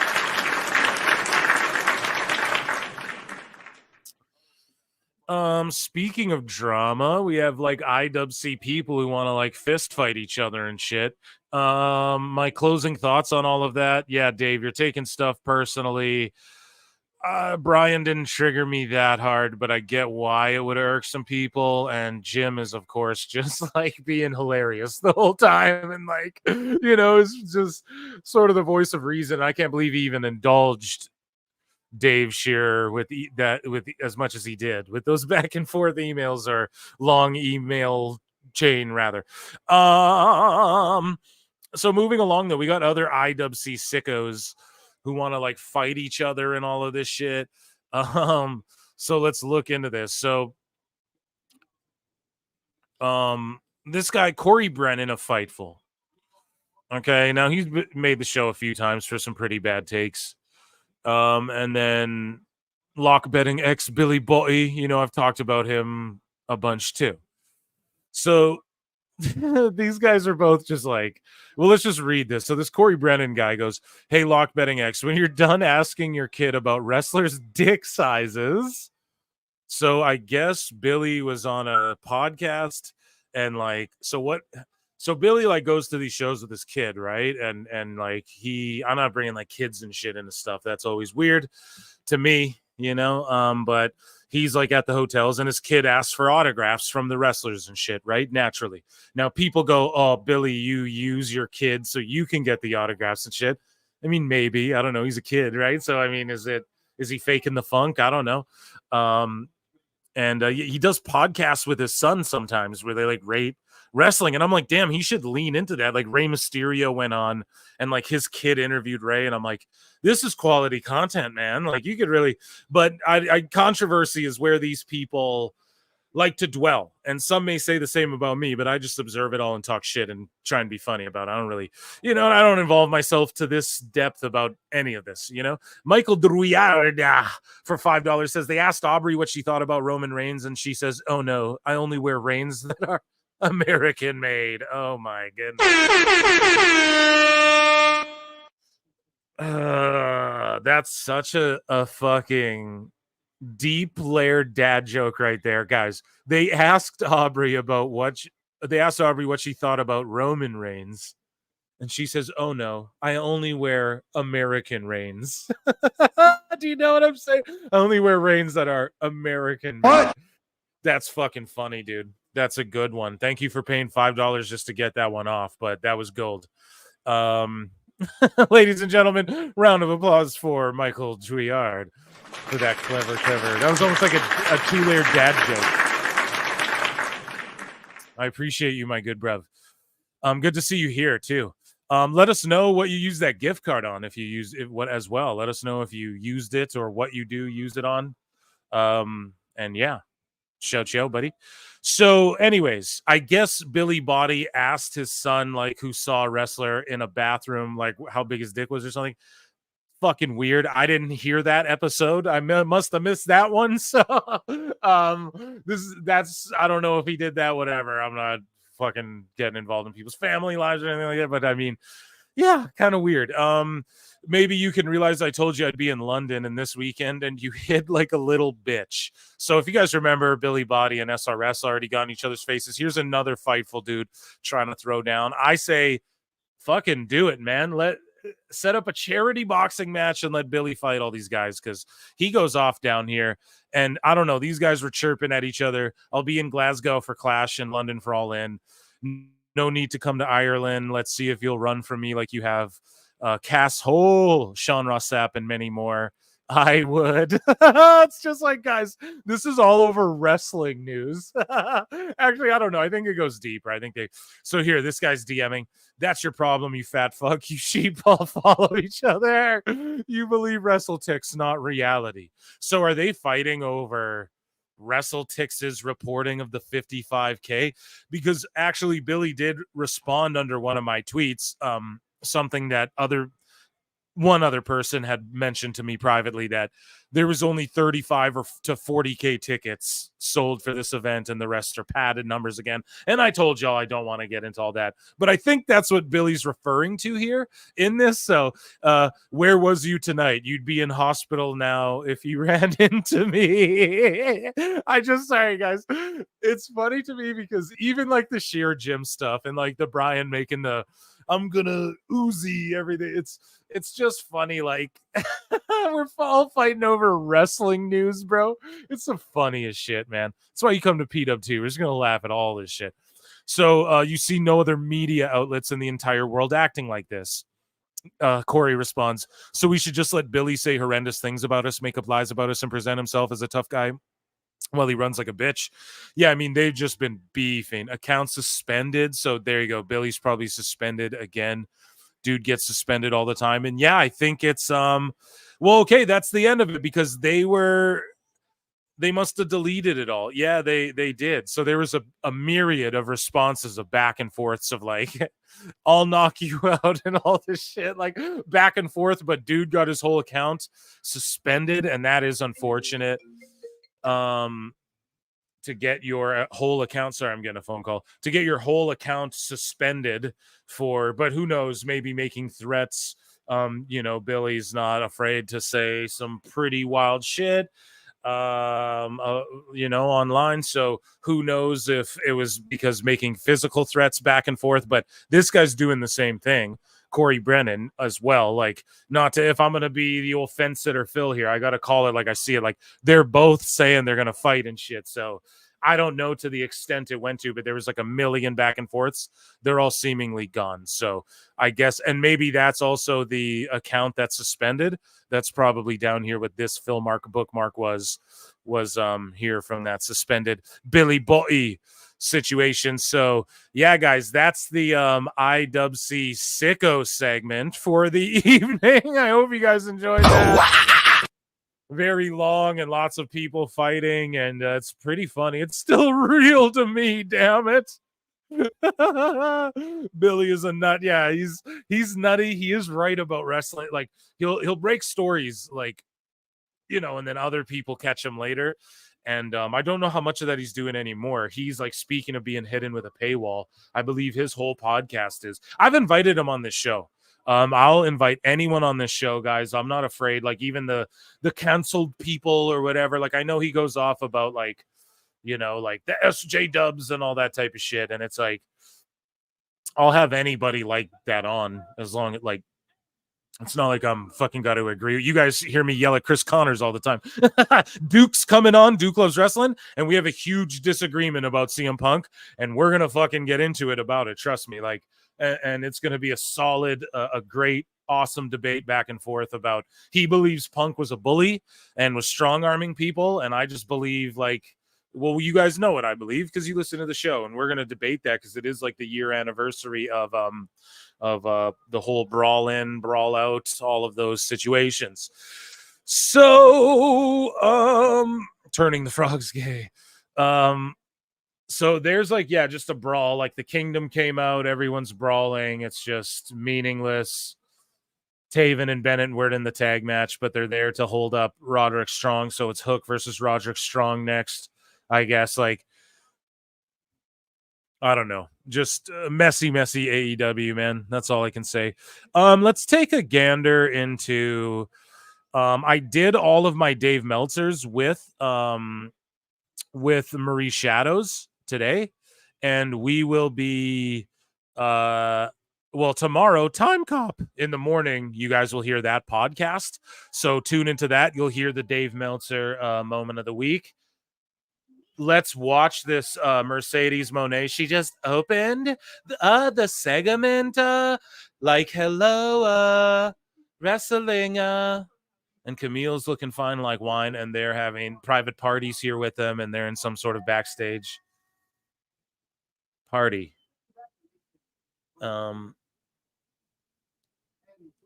Okay.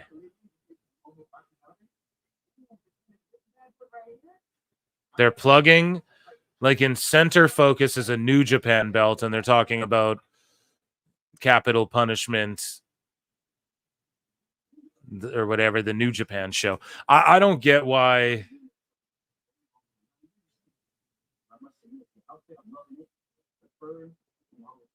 So Isaiah Cassidy's picking up on Monet. And then Camille's pushing him back. Okay, now Okada's getting involved. Okada versus Private Party? Is that what's... Yeah. Conan buries him. So Billy used to work there for Keeping It 100. That's how I discovered that dude. And he literally, like 2 WrestleManias ago, he predicted the whole thing, like a month before it happened. Literally knew Vince was coming back and everything. So that's where I just started paying attention to his hot news. But I'm not... that was such a cringe fucking segment from Monet. Sorry, guys. I had to watch that. Okada, she's just marking out because she loves Okada. He stood up for her. She's probably dating Okada now. But yeah, dude, New Japan, I love them, and I'm not going to shit on them for having low tickets, but that's what happened when they started working with AEW, literally. Yeah, Okada. People used to go, but Jonah, but Bronson Reed, he beat Okada. Look at Okada right now and look at Reed right now. The best guy is Tony Khan. Okay, so I have two miscellaneous here. This is from like about a week back. Rich Swann is entering rehab after second disorderly intoxication arrest since 2022. If you guys remember, he was released from WWE, went to TNA's doing his thing. Rich Homie Swann teamed with AJ Francis, and Swann is entering a substance abuse rehab program. TNA has told Post Wrestling, and I just pray and hope he gets better. Publicly intoxicated. Who knows? I don't need to know what he was doing. Hopefully it was nothing horrendous. Obviously not. And he's taking the appropriate steps seemingly. So wish him a speedy recovery and all that. And hopefully he just gets better. I like Rich Homie Swann. Here's Ronda Rousey though. Here's her apology for it. Now this is touchy for YouTube and maybe people sensitive in the chat. I don't know. I know that one asshole was calling us all snowflakes earlier. Meanwhile, this is the only fucking channel where you get a guy who does a 10-minute Trump bit just to have Jericho sing at the end of it, okay? This is the only channel that does not shy away anything wrestling related, okay? We dive face first and balls deep into everything. You ain't hype for $2 says, has anyone noticed AEW doing fast camera cuts? Yes. That's great. They're regressing. We called it out. Zoom ins, fast cuts. It's like Kevin Dunn, man. They're behind the times. Like they're always playing catch up, and they just do what they saw WWE do. And they think doing differently than WWE right now is like, oh, they do long cuts, we need to do quick cuts or whatever. But really they just need to run smaller buildings and film everything like they film those Cardiff shows. That's really the answer to all of that. Thank you so much for the super chat. And so Ronda Rousey, and no one dip out here, this will be quick, but she apologized she did an AMA in an MMA subreddit, or no, I think it was the Squared Circle subreddit, pardon me, and they just completely obliterated her. It was the worst idea ever. She gave up like an hour in, and people went super harsh on her. I'm not going to read all the questions from that, but basically she was asked about Sandy Hook. I guess I'll say that. The Sandy School conspiracy will say that because I don't know what the fuck YouTube likes these days. But so here, she's going to just apologize for that. We're going to read it. I can't say how many times I've redrafted this apology over the last 11 years, how many times I've convinced myself it wasn't the right time or that I'd be causing even more damage by giving it. But 11 years ago, I made the single most regrettable decision of my life. I watched a Sandy Hook conspiracy video and reposted it on Twitter. I didn't even believe it, but was so horrified at the truth that I was grasping for an alternative fiction to cling to instead. I quickly realized my mistake and took it down, but the damage was done. By some miracle, it seemingly slipped under the media's radar. I was never asked about it, so I never spoke of it again, afraid that calling attention to it would have the opposite of the intended effect. It could increase the views of those conspiracy videos and selfishly inform even more people. I was ignorant, self-absorbed, and tone-deaf enough to share one in the first place. I drafted a 1,000th apology to include in my last memoir, but my publisher begged me to take it out, saying it would overshadow everything else and do more harm than good. So I convinced myself that apologizing would just reopen the wound for no other reason than me selfishly trying to make myself feel better, and that I would hurt those suffering even more and possibly lead more people down the black hole.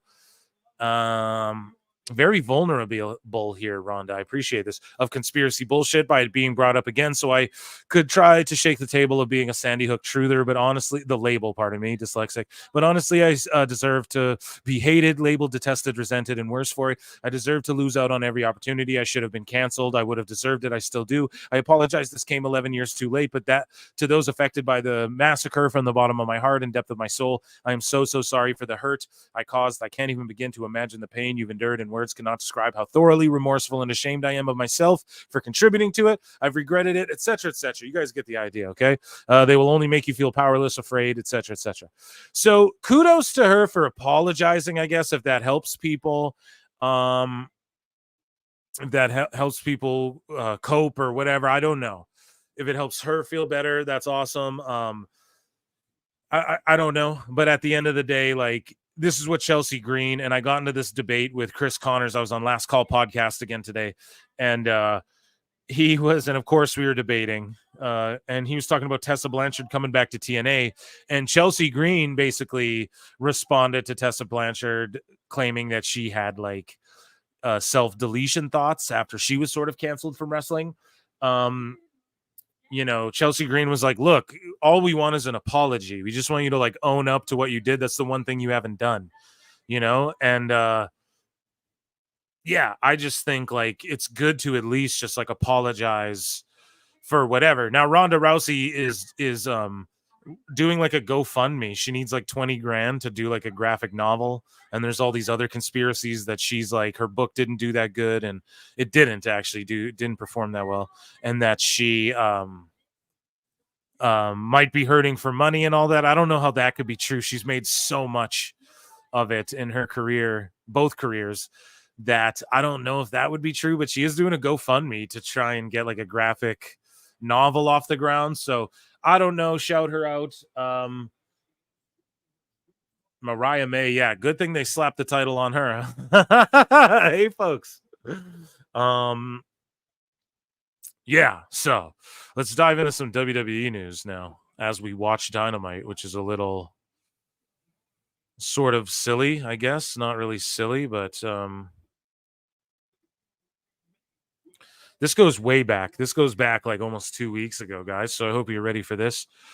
Let's see what's up next. Ricochet, we're going to really watch his match, folks. We're going to really watch it attentively. Here's the grizzled young vets. They're just going to talk some shit. So former WWE host Matt Camp got heated on his show about working with Megan Morant. Now this fucking Matt Camp guy's a geek. 100%, dude. And if you hear this, let's talk this out. No, just kidding. He's speaking like firsthand what he experienced, but this dude has just been boo-boo since he got released. He didn't make the most. He'll forever be known as like the shitting on WWE guy.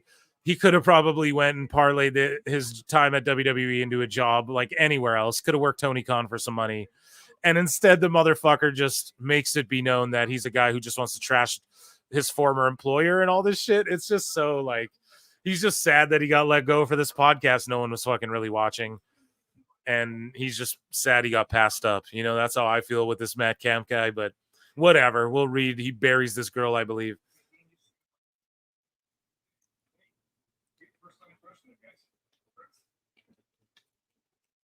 Okay, so sorry, I had to hydrate soda water. So Matt Camp says, I tried to help her. She didn't want the help. Shit, I'll go further. Michael Cole was checking in with me on how she was doing, and I would have to tell him, she doesn't really want the help. Now I'm not there anymore, and she is. So call that what you will. Exactly, you fucking guy. You're sour grapes. And this Megan Morant, buried her on this show a few times because she's not that good, but it's just it's just funny. He's like, now she's still there and I'm not. So, you know, you just sound sour grapes, dude. Initially she wanted to get better. Hey, you're going to be in town for this community event. Why don't you come and sit backstage and watch Raw Talk? We'll show you everything we do. Hey, you're still here. Why don't you come stay around for the bump this week? Hey, that'd be cool if we put you on the show and you can do this, and those things happen. And I talked to Cole and I said, hey, if she wants to keep coming around, I'd be happy to have her around. She could shadow, she could learn from the best and Jackie Redmond. We can show her the ropes. It's good to be around these things. And she was into it. And that continued. And then they made the call. Megan's the number 2 to Kayla on SmackDown. Jackie's moving. We're going to take Megan off the road. She'll be a Stamford person with me and Ryan, and now she'll be with you on those shows. She's going to be with you on those 3 shows. Okay, I wasn't thrilled because I was losing Kayla, but I got it. We're going to make this work. Let's try hard, and it didn't. It didn't work, and they tried, and the trying stopped, and the conversations I tried to have to improve things. You're just mad that this guy is just fucking mad, dude, that they move shit around. Ooh, I'm a baby. Not everything worked my way. I'm a baby. So no, we had no chemistry, and that's what happened. Yeah, that's fine. And then you got fired. So obviously she's got chemistry with other people. You don't always get what you want. You try to make the best of the situation, but I can only help so much. Let me add one more thing because it needs to be said. I talked to you about the people that reached out to me when I got let go, people that I didn't talk to on a regular basis. Kevin Owens, Drew McIntyre, Byron Saxton called me. I don't need to say everybody, but the people I worked with closely who didn't know it was happening or did know or whatever reached out. People I didn't even like reached out. Yeah, it's called being professional, bro. They all loved me and wanted me there. No, dude. Jeepers, man. This guy's got some fucking big time emotional damage. You know who never said a word to me? This needs to be said because I'm kind of tired of this shit. Megan. She never said a word to me. Yeah, dude, she didn't like you. You were rubbing people the wrong way. I got let go. The show went off the air Wednesday, not a fucking text. Nothing, nada. So remember that when you help people out. Remember that. Dude, she probably thought you were a prick and a weirdo from day one. Jeepers, I'm not reading all that. Cool story, bro. You know what I mean? Jesus Christ, man. And then Wrestle Talk every single word to try and bury WWE. But when Meltzer's being a fucking idiot, it's like one sentence. Here's Cody Rhodes being told that he's the biggest fucking draw in the world right now, pretty much. Not literally, but this is the guy who runs Fanatics. He deals with all the celebrities and athletes who, you know, set up booths and all that shit. So you know what I've just been told? Thank you again. I owe you a giant thank you. Because you are, without question, the number one person driving WWE's business. So pretty amazing with you being the number one person driving WWE's business. But I got to give some other people a hard time. I got to give Brock a hard time, Logan a hard time. Oh, no. Like, but my new guy, number one. Wow. Make it happen. It's actually official. I got to be honest with you. Somebody just brought this to me yesterday. I had a quote. It said number 2 and number 3 suck. It's only got number 1. Oh, God, I don't know. No, I had a quote. They said, will you write this on my jersey? And I was actually trying. So, yeah, that dude's like, you're the top draw. I got to get on Logan's ass. I got to get on The Rock's ass. You're making us the most money. So there you go. Cody Rhodes a fucking draw. All these babies who say he isn't, they can eat it. LC Killer 17 for $2 says, F that guy. I never liked him in WWE. And now, yeah, he'll be fucking calling for a job right away. Just kidding. But no, that guy's he's just sour grapes, man. I hear that guy talk and I'm just, shut up, bitch. Just crying. They announced a 4-way match for Rampage. Mortis, Commander, Lio Rush, and Takeshita. Great. Thank you so much for the super chat, my guy. So, this is a while back too. This is Jonathan Coachman said Big E will never return to the WWE ring. Big E is never wrestling again. He's never wrestling again. I know he wants to. I would never allow him to because he would take one bad, just a simple choke slam or a body slam for him to be paralyzed forever. So yeah, guys, Big E may never come back, but he may come back if his stem cells and shit work. But he's been honest, like they're not really working, and I think that's why they're pulling the trigger on breaking up the New Day too. So yeah, hopefully Big E, you know, just recovers, but like whatever. He's always got a job at the desk. He'll be a commentator one day, all of that stuff. But it's just unfortunate, man, that they had to go out that way. And hopefully we get some sort of New Day reunion. But yeah. Moving along, we have Ricochet's match. So Brandy Rhodes on the Cody Rhodes video. Dirt sheets right now. Can't do the math. They all want to shit on Cody.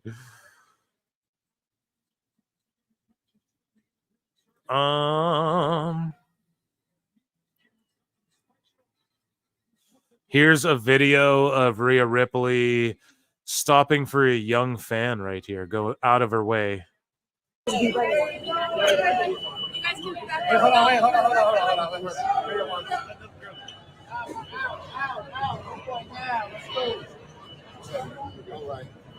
Thank you. She's with you? Yes. But she's letting it happen.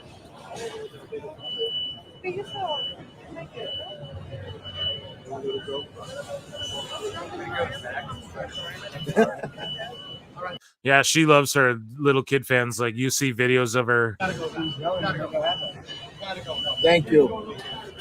Or you see her at the airport and all the fat neckbeards trying to get autographs, and she'll go to the kids like, and she'll just fucking mean mug. You know, the autograph guys. So, okay. Here's Here's the last tribal chief. Someone breaks it down. The last tribal chief before Roman Reigns was Umaga. He always used that Ula Fala. Years later, Roman brought back the storyline and made it the most important title in WWE. Long-term storyline. Then this guy goes, Umaga tried to SA. You guys know what that means, right? Shelly Martinez on European tour. Fuck him. And then you read this, and I don't want to get into all this because it's weird. But basically, like, she never says that at all. But this fucking Ian Dice Clay or whatever, which, like, how are you Ian Drew Dice Clay? But I don't fucking know, man.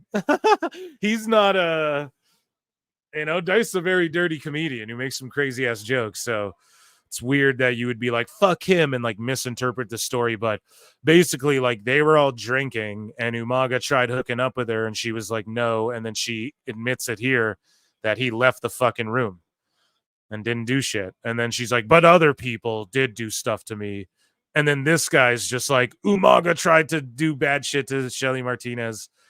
Fucking, I don't know. You guys look into it. Maybe this should have been in the sicko segment, not the WWE news. So pardon my bookmarking, but yeah, I don't know. I read the whole fucking thing, and I'm telling you guys, like, she literally says in there that, like, well, Umaga, the only person she's willing to name is Umaga, and she also says that they didn't do shit. He left the room when she said no, and then this person's just like, fuck him and shit, and like he's passed away, and like this is I don't know.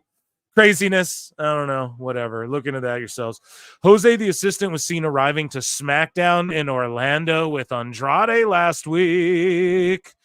Damn, dude. Maybe he'll just start managing some luchador action. Yeah, Ricochet and fucking Fletcher's beating the shit out of Ricochet. It's just, dude, he was in such a cool like story with Braun Breaker and shit. Now he's getting big booted into the crowd. Vince McMahon's attorney says there's no truth to the claim that Vince's health is declining. So people tried to say Vince is like dying and all of that. Regarding the Ricky Starks rumors circulating on social media, NXT sources say that there is a significant interest in bringing Starks into the brand once he is available. So that's even Fightful saying it. Ricochet just did like 10 suckets to the camera. So, a bunch of people are going to take that as a shot at Triple H. And people on X are going to be like, oh, were you mocking Triple H? So, yeah, Meltzer. Here, we're going to skip. This is like a Dave Meltzer thing. He just basically says what everybody knows. There's strong rumors that Ricky Starks' contract with AEW expired in July. That's not true. Big E provided an update. So here's what Big E said. We were talking about his neck. Right now, my neck is just not ossifying. It's not turning into new bone quite yet. It is kind of healing fibrously. So it's all connected, and it's no fear that if I were pushed too hard or if I were bumped, anything would happen.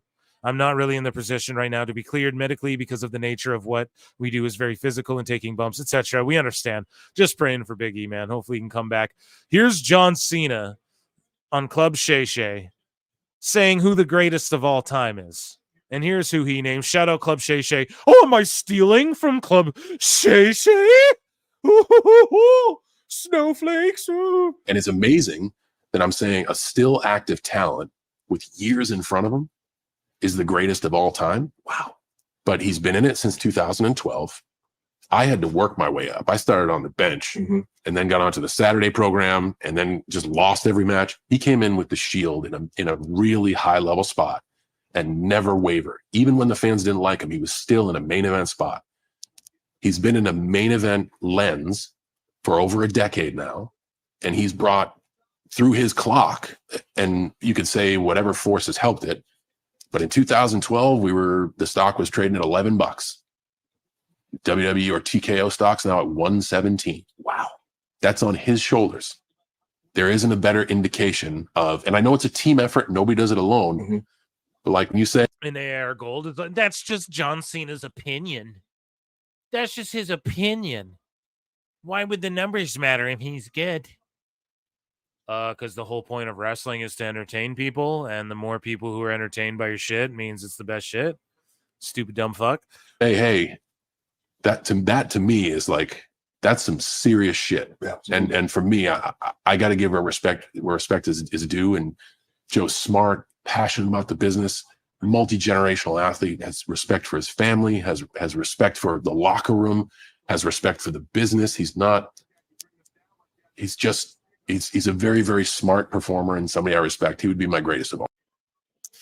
Damn, that's amazing. John Cena fucking John Cena. Absolutely. Acknowledge me. He's got his ones up. What is TNA getting out of this relationship? TNA's pay-per-view buys in 2024 are up 114% from Rebellion. 114%. You what? Fuck around, dude. And Nemeth revealed he originally only signed on for 10 dates.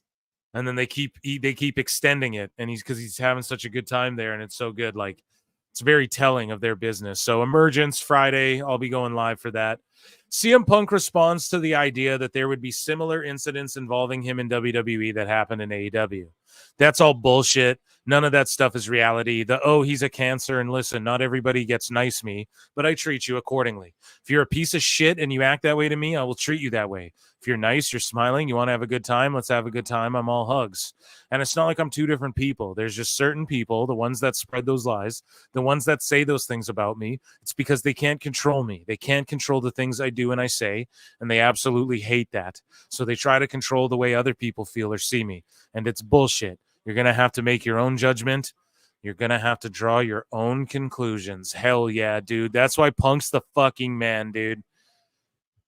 Let's go. Let's fucking go. Yeah, I feel what Punk's saying there.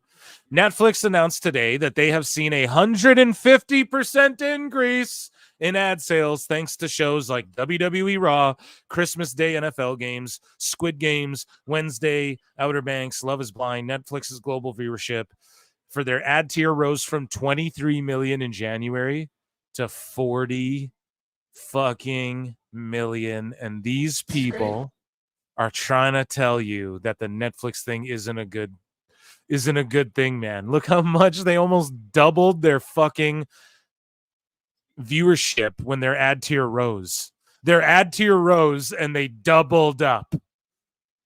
And that's because, as I've said on this show, they did the market research, and most people who watch WWE also got fucking Netflix. I'm telling you that. Okay? I don't like Ricochet's new gear in AEW, man. I do not like it whatsoever. Julian Weeks. Fox News is reporting out of all the stars and athletes at the Fanatics event, the only group that sold out photo ops and autograph sessions was the WWE stars. The only people who were sold out above Barry Sanders, Cal Ripken Jr., Adrian Peterson, Jerry Rice were fucking Triple H people, dude. Triple H's people, WWE people. And yeah, on that pop-up ramp. So there you go. Triple H's era, dude. That's what that is right there.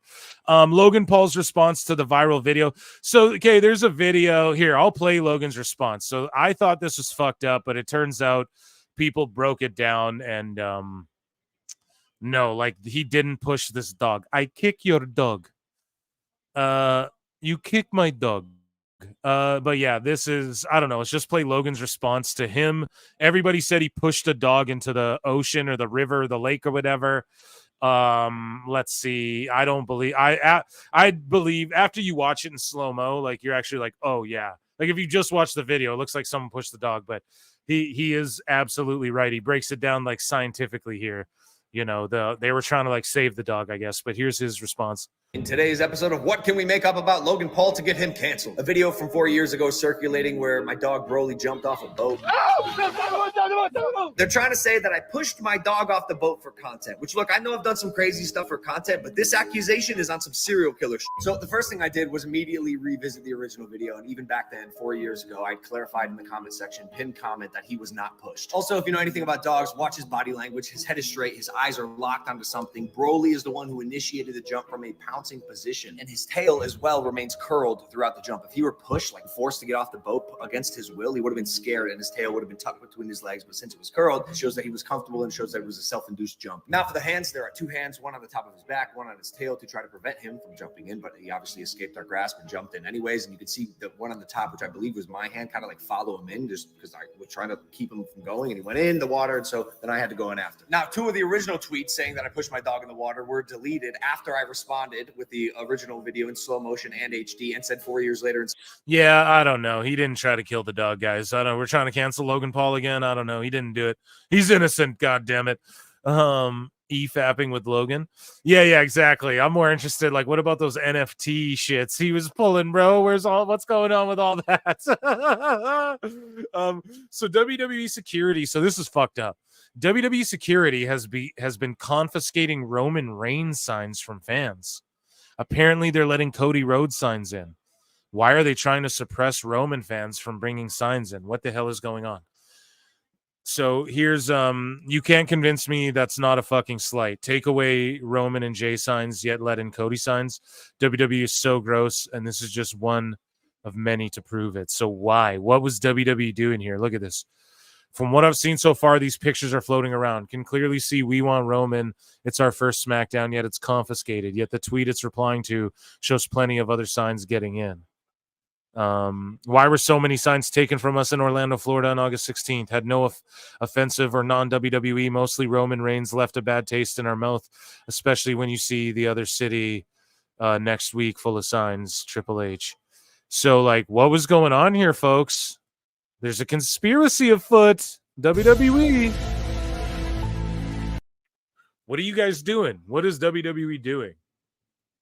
Why are they doing this? That's what I want to know. Are they really trying to suppress it? Like, you can't suppress it. He's the biggest dude ever, but maybe they want, I don't know. Who knows? Who fucking knows? Who knows? I can't really even think about, I don't know why they do that at all. Seems so weird to me, man. There's an answer there. We'll find out. I'll update you as we go. But yeah, so I talked about this earlier. Like, Tessa Blanchard opens up about experiencing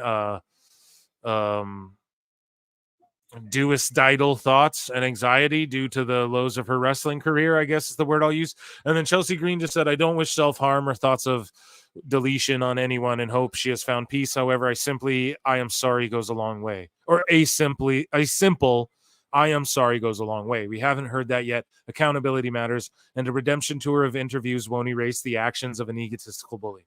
See, so that's where, like, just apologize, Tessa, and it'll work. Rhonda did it. That's all I'm saying. WrestleVotes. According to source, there's an all-employee meeting today at WWE HQ in Stamford, hosted by Mark Shapiro. I'm told the biggest news to come out of the meeting is that the WWE Performance Center will be moving to Las Vegas in the near future. Now, that was fucking refuted. WWE says they're not moving the Performance Center. Fightful Select. Now, when he reported this, WrestleVotes reported this and said that's what their source said. I instantly quote tweeted it and said, this is not true. If anything, they are building a residency and starting a residency there as Bruv comes out to confront Ricochet. Predictable. We all knew. But anyways, so I quote tweeted and said, no, dude, if anything, they're just going to build another performance center in Vegas, like in a hotel and like that sort of residency, so that when people who are doing residencies there can pack just poison Rana Bruv on the fucking ramp.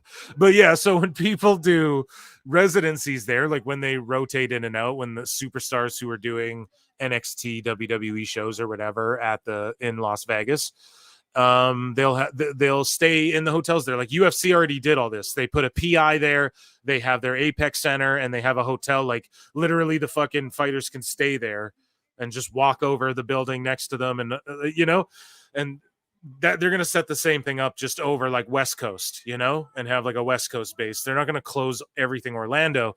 And then, yeah, Fightful sort of backed me up on there. There you go. Why can't we be friends? No, but they go, yeah, they're not moving the Performance Center.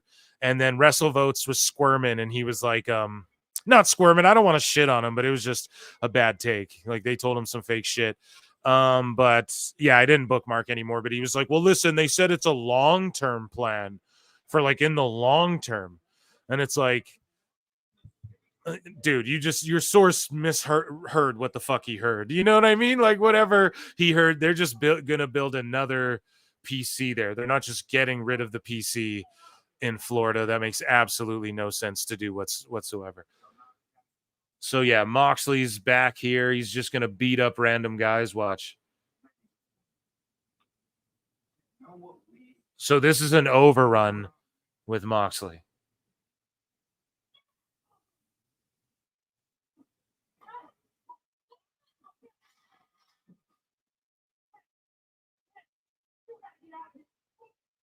And is this Marina Shafir?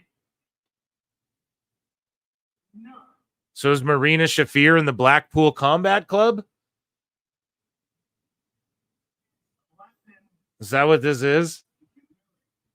Jesus Christ. I think Danielson retires to Mox.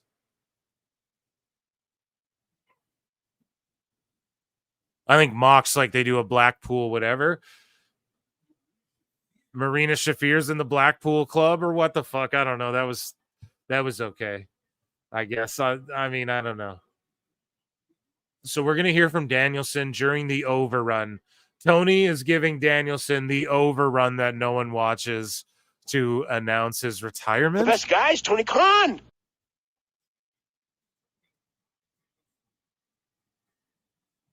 I don't know if you guys can hear it. I can't hear the fucking dun dun dun dun.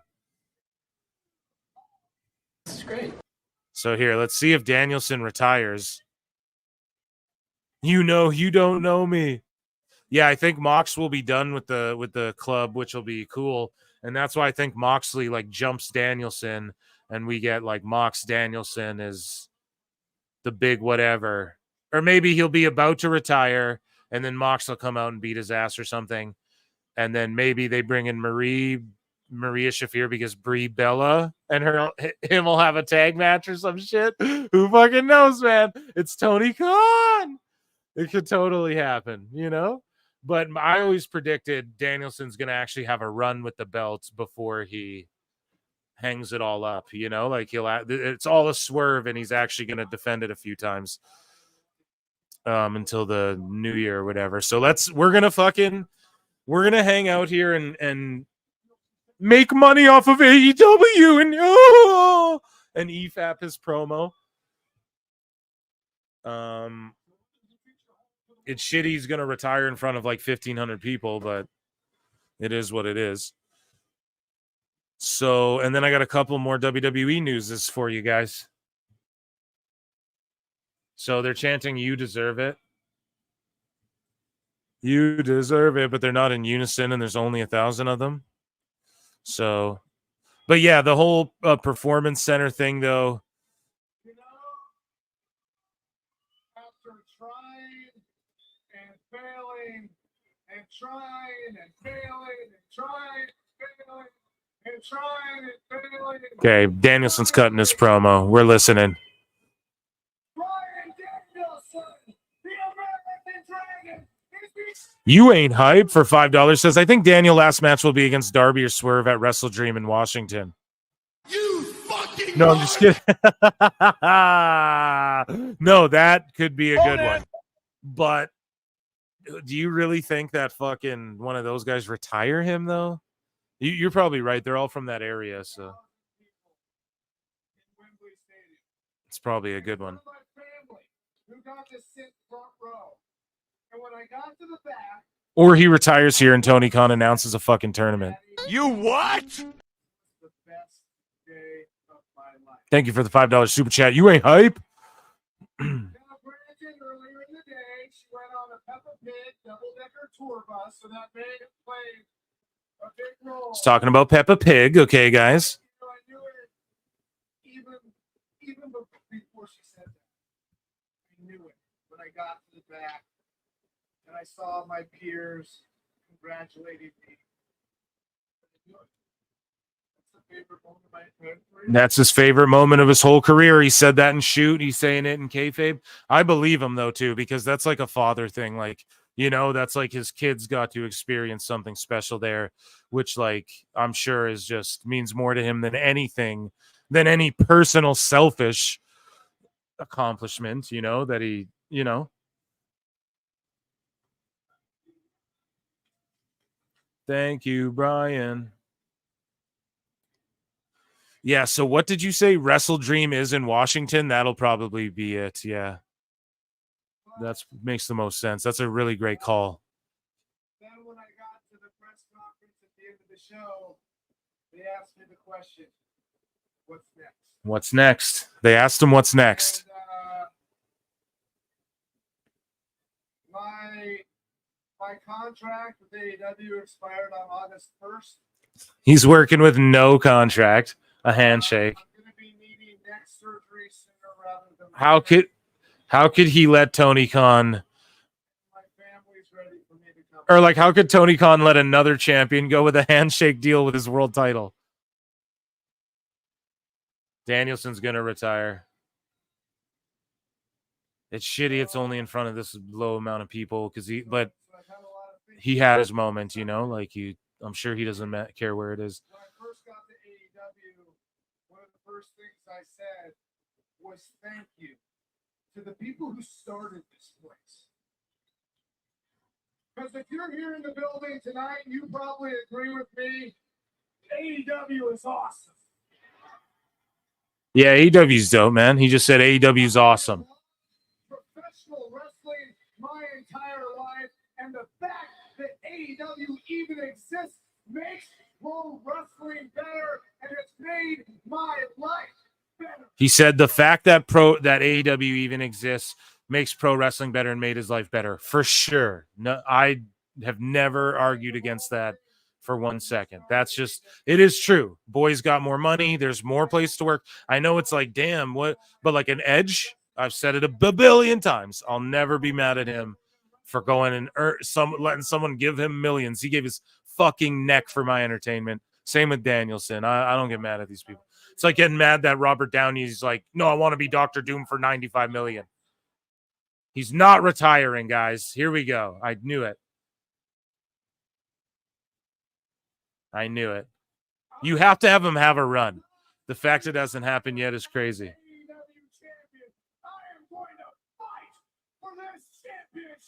Fuck yeah.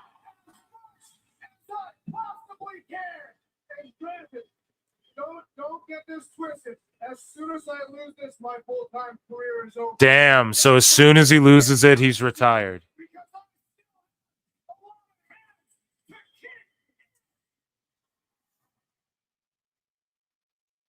So in 2 weeks, all out, Chicago. This should have happened so long ago with Danielson being the champ. Young, hungry locker room back there. I've got an AEW World Championship. So anybody who wants a shot, come get it. First come, first serve. Okay, just open challenge. To be the best AEW World Champion of all time. Here we go. Who's on the screen? So Christian, pardon me. No, Jack Perry. Let me connect the dots. Nobody wanted me back. So Jack Perry's going to be his first opponent. That's complete ass. That's complete ass. The future that I knew I could have since the very beginning. I started to think I got back. Why Jack Perry? Don't. Just start doing the stars, man. Just fucking give him Omega, Okada, fucking Moxley, everybody. Just line them up and have a bunch of matches and just do a farewell tour of Danielson. Fucking Jack Perry. Come on. Where's Samoa Joe exactly? Hey, chat, where the fuck is Samoa Joe?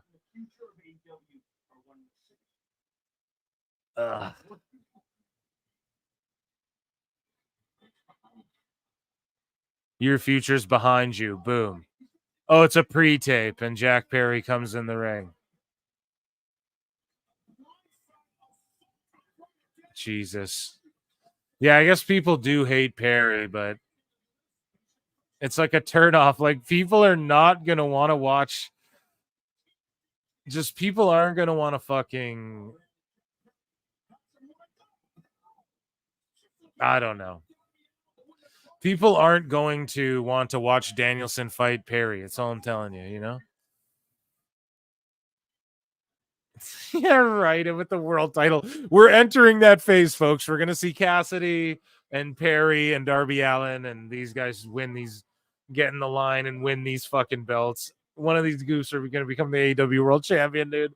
If Darby beats Danielson for the world title, so many people will never watch this shit again that already stopped watching this shit. But yeah, I guess it'll be like Perry versus Danielson at All Out, or what?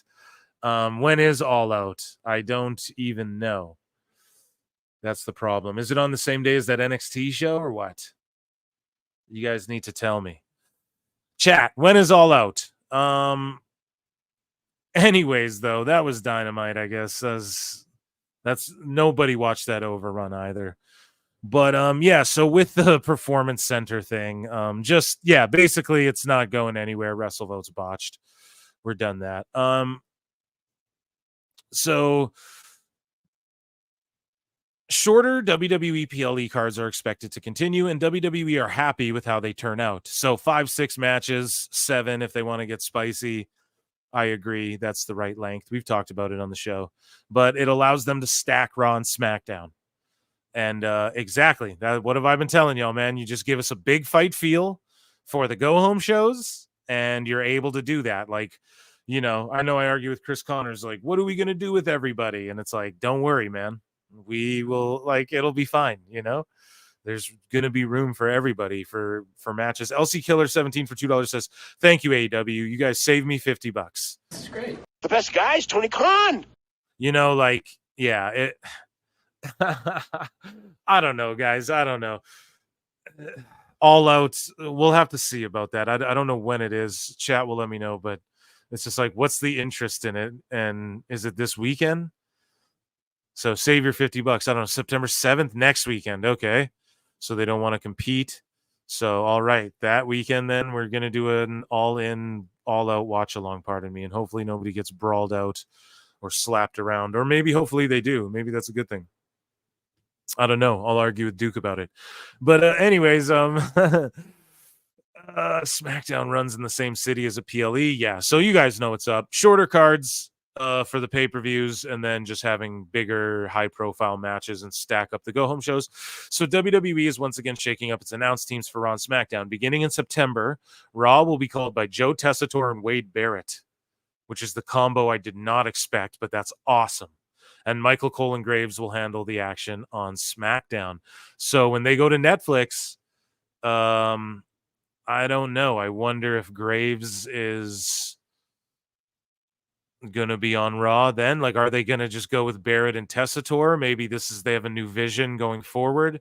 UFC greatly revised their commentary not too long ago, a handful of years ago. They just outright got rid of Mike Goldberg, brought in Jimmy Smith, and then now they have like Rogan with like ex-fighters primarily, and like now it's just mostly all ex-fighters. So we'll see, who knows. But you got to think Cole and Graves are like, fuck, man, we want to be the dudes on Netflix. Like, we earned that, but maybe not. Who knows? I don't know. But yeah. So the last thing I got for you guys here in Phil Marks bookmarks, Machine Gun Kelly. Everybody's cooking him. Everybody's just trashing him. Fucking Randy Orton called him Pinocchio. And it could be a work. Like, it could just be them working us into some sort of celebrity, some shit, but I just don't know. Like, because MGK is also talking shit about UFC fighter Sean Strickland, who would just literally kill him. So, I don't know, man. I think he might just really be, he's a mark for himself, or maybe he's not. Who fucking knows? But he's a clown. And yeah, Randy Orton apparently Well, let's just hear what MGK says. Apparently, he said "fuck you" to Orton or something like this, and backstage or in front of everyone. And we'll get into the tweets here. This shit is super goofy, though. I was in the ring yesterday, just coming to say what's up to Logan and see what we could work out for the show. And I saw Randy Orton, and I remember seeing Randy Orton, talk shit about me, and I was like, I there's a point where I'm like, I'm gonna practice like a new version of myself, and then at 3, 2, 1, I'm like, fuck that, hey man, fuck you. Wait, really? Yeah, you did. I don't know where you were, that. but I remember all my boys were sitting there like, oh no. No, is this real? What is this part of the script? I don't know what's happening. But are his boys like emos in a high school, like in that one music video where he's fucking, or are they like Cleveland gangsters or whatever? Like you never know with this fucking goofball. So yeah, I don't know. Randy Orton would slap the ever loving shit out of this dude is the thing, and yeah, he also went on Sean Strickland, which I'm not going to cover. But I guess I technically am, but yeah, it's like Sean Strickland will actually beat you up. He's really beat up influencers like at the Performance Center, or the Performance Institute. He's like, fucking show up here, and they show up, and he beat the shit out of a Marine who's an MMA fighter. There's this MMA fighter Marine or whatever who's like, nah, we like Marines are tougher than MMA fighters, and Strickland's like, okay, and he beat literally beat this guy so badly. I felt bad. I was like, this is like horrifying, So it's like, I don't know what MGK is trying to do here, but cameras were rolling. Tell WWE put that out. Like they got to be working us with this shit, right? And then he goes again and says, you have my number, and you know why you have it, by the way, but I won't even put you on blast for that. Check your texts. Like, I don't know, dude. To me, that's just clownness. Pinocchio. Like, all Orton did was just put the Pinocchio nose, and everyone's just cooking fucking MGK. Like, he's getting ratioed and all this shit. So, I don't know. Is he trying to he wants to wrestle, like be Bad Bunny, or is he just being a mark for himself and thinks he's being tough? I have no idea. I think if anything, it's probably somewhat of a work, but why are we going to get like Orton and Logan with MGK or some sort of thing? I don't know. But yeah, MGK is going to meet RKO, and that'll be the fucking end of that. So, yeah, guys, I want to thank you all for being here with me on this lovely evening, and round of applause for the chat tonight. I am I'm going to be streaming lots this weekend. I took some antibiotics, got to put rest, you know what I'm saying? So I'm going to go do that and just divulge in my life. But I appreciate you all so much. And yeah, at Pro Wrestle Times, at Pro Wrestle Clips, you already know. And yeah, I got some cool like interviews and hangouts coming in the future, and yeah, I'll be doing more shit on Patreon that I can't do on YouTube, and I appreciate you all. And yeah, Dynamite was mid as fuck, and good for Danielson though that he's not retiring. Told you. And but Jack Perry can go screw. And I'll see you guys in the Upside Down. And yeah, we literally I have that's what I want to say. I have a podcast tomorrow with Marie Shadows dropping in the morning, and we did Dave Meltzer. So don't worry, you didn't get flutes, but you'll get them tomorrow fresh in the morning for you. And I'll be going live a bunch this weekend, so expect to hear a bunch of me, and make sure you guys tune in. We're always doing giveaways and those sorts of things. I don't have anything planned for this weekend, but who knows? I don't know. Maybe we'll do nothing. Maybe we will. You just always tune in. You never know. So I appreciate you all. Thank you so much for being here, and I will leave you guys with, of course, as we do on the show, our favorite little outro skits and bits. I appreciate you all for being here, and yeah, worst outro ever. Peace. I look and see it's not just me. Jack, why do you insist on doing this dumb internet shit on TV? I look and see it's not just me. This place is a fucking joke, man. You're a clown. I quit. So many of us of us have stood where we stand. We are the young, so raise your hand. So many of us have stood where we stand. We are the young, so raise your hand. They call us problem child. We spend our lives on trial. We walk an endless mile. We are the youth gone wild. We stand and we won't fall. We're one and one for all. The writing's on the wall. We are the youth gone wild. No. It doesn't make logical sense, but it makes. Well, yes, of course. But it makes wrestling booking sense. Of course, this makes no sense. Of course, okay, it makes no sense. However, in pro wrestling booking, which often makes no sense, you would do that. It's about making money. It's not about anything else. Wrestling has always been about making money first and foremost. That's it. I look and see it's not just me. Last weekend was the greatest weekend in AEW history. This is the greatest week. I look and see it's not just me. Security, my safety, my life was in danger at a wrestling show. So many of us have stood where we stand. We are the young, so raise your hand. So many of us have stood where we stand. We are the young, so raise your hand. They call us problem child. We spend our lives on trial. We walk an endless mile. We are the youth gone wild. We stand and we won't fall. We're one and one for all. The writing's on the wall. We are the youth gone wild. They call us problem child. We spend our lives on trial. We walk an endless mile. We are the youth gone wild. We stand and we won't fall. We're one and one for all. The writing's on the wall. We are the youth gone wild. Wild. Yeah! If you're familiar with how we do things often here on these Wednesdays, it's a lot like one of my favorite movies, Time Cop. What? Fuck you. Fuck you. Yeah! No! Damn it! Yeah! No! Damn it!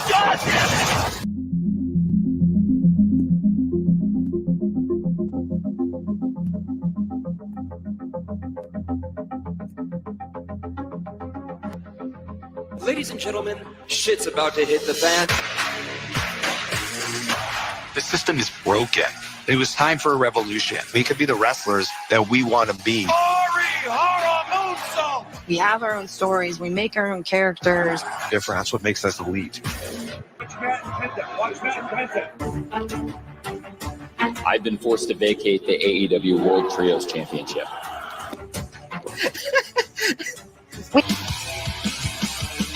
Fun created a revolution.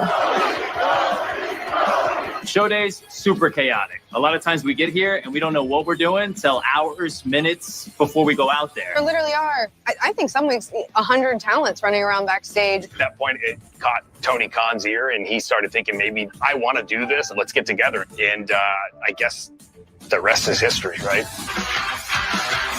We're just getting started, but it's a great fight to start a great night. Orange Cassidy in serious trouble. This will be fun, right? I'm excited. Ready to go? Go to break. Figured it out what works as a heel in the ring for me. Austin wants to be here so bad. Is it a break spot? Not yet. We need to build an army right now.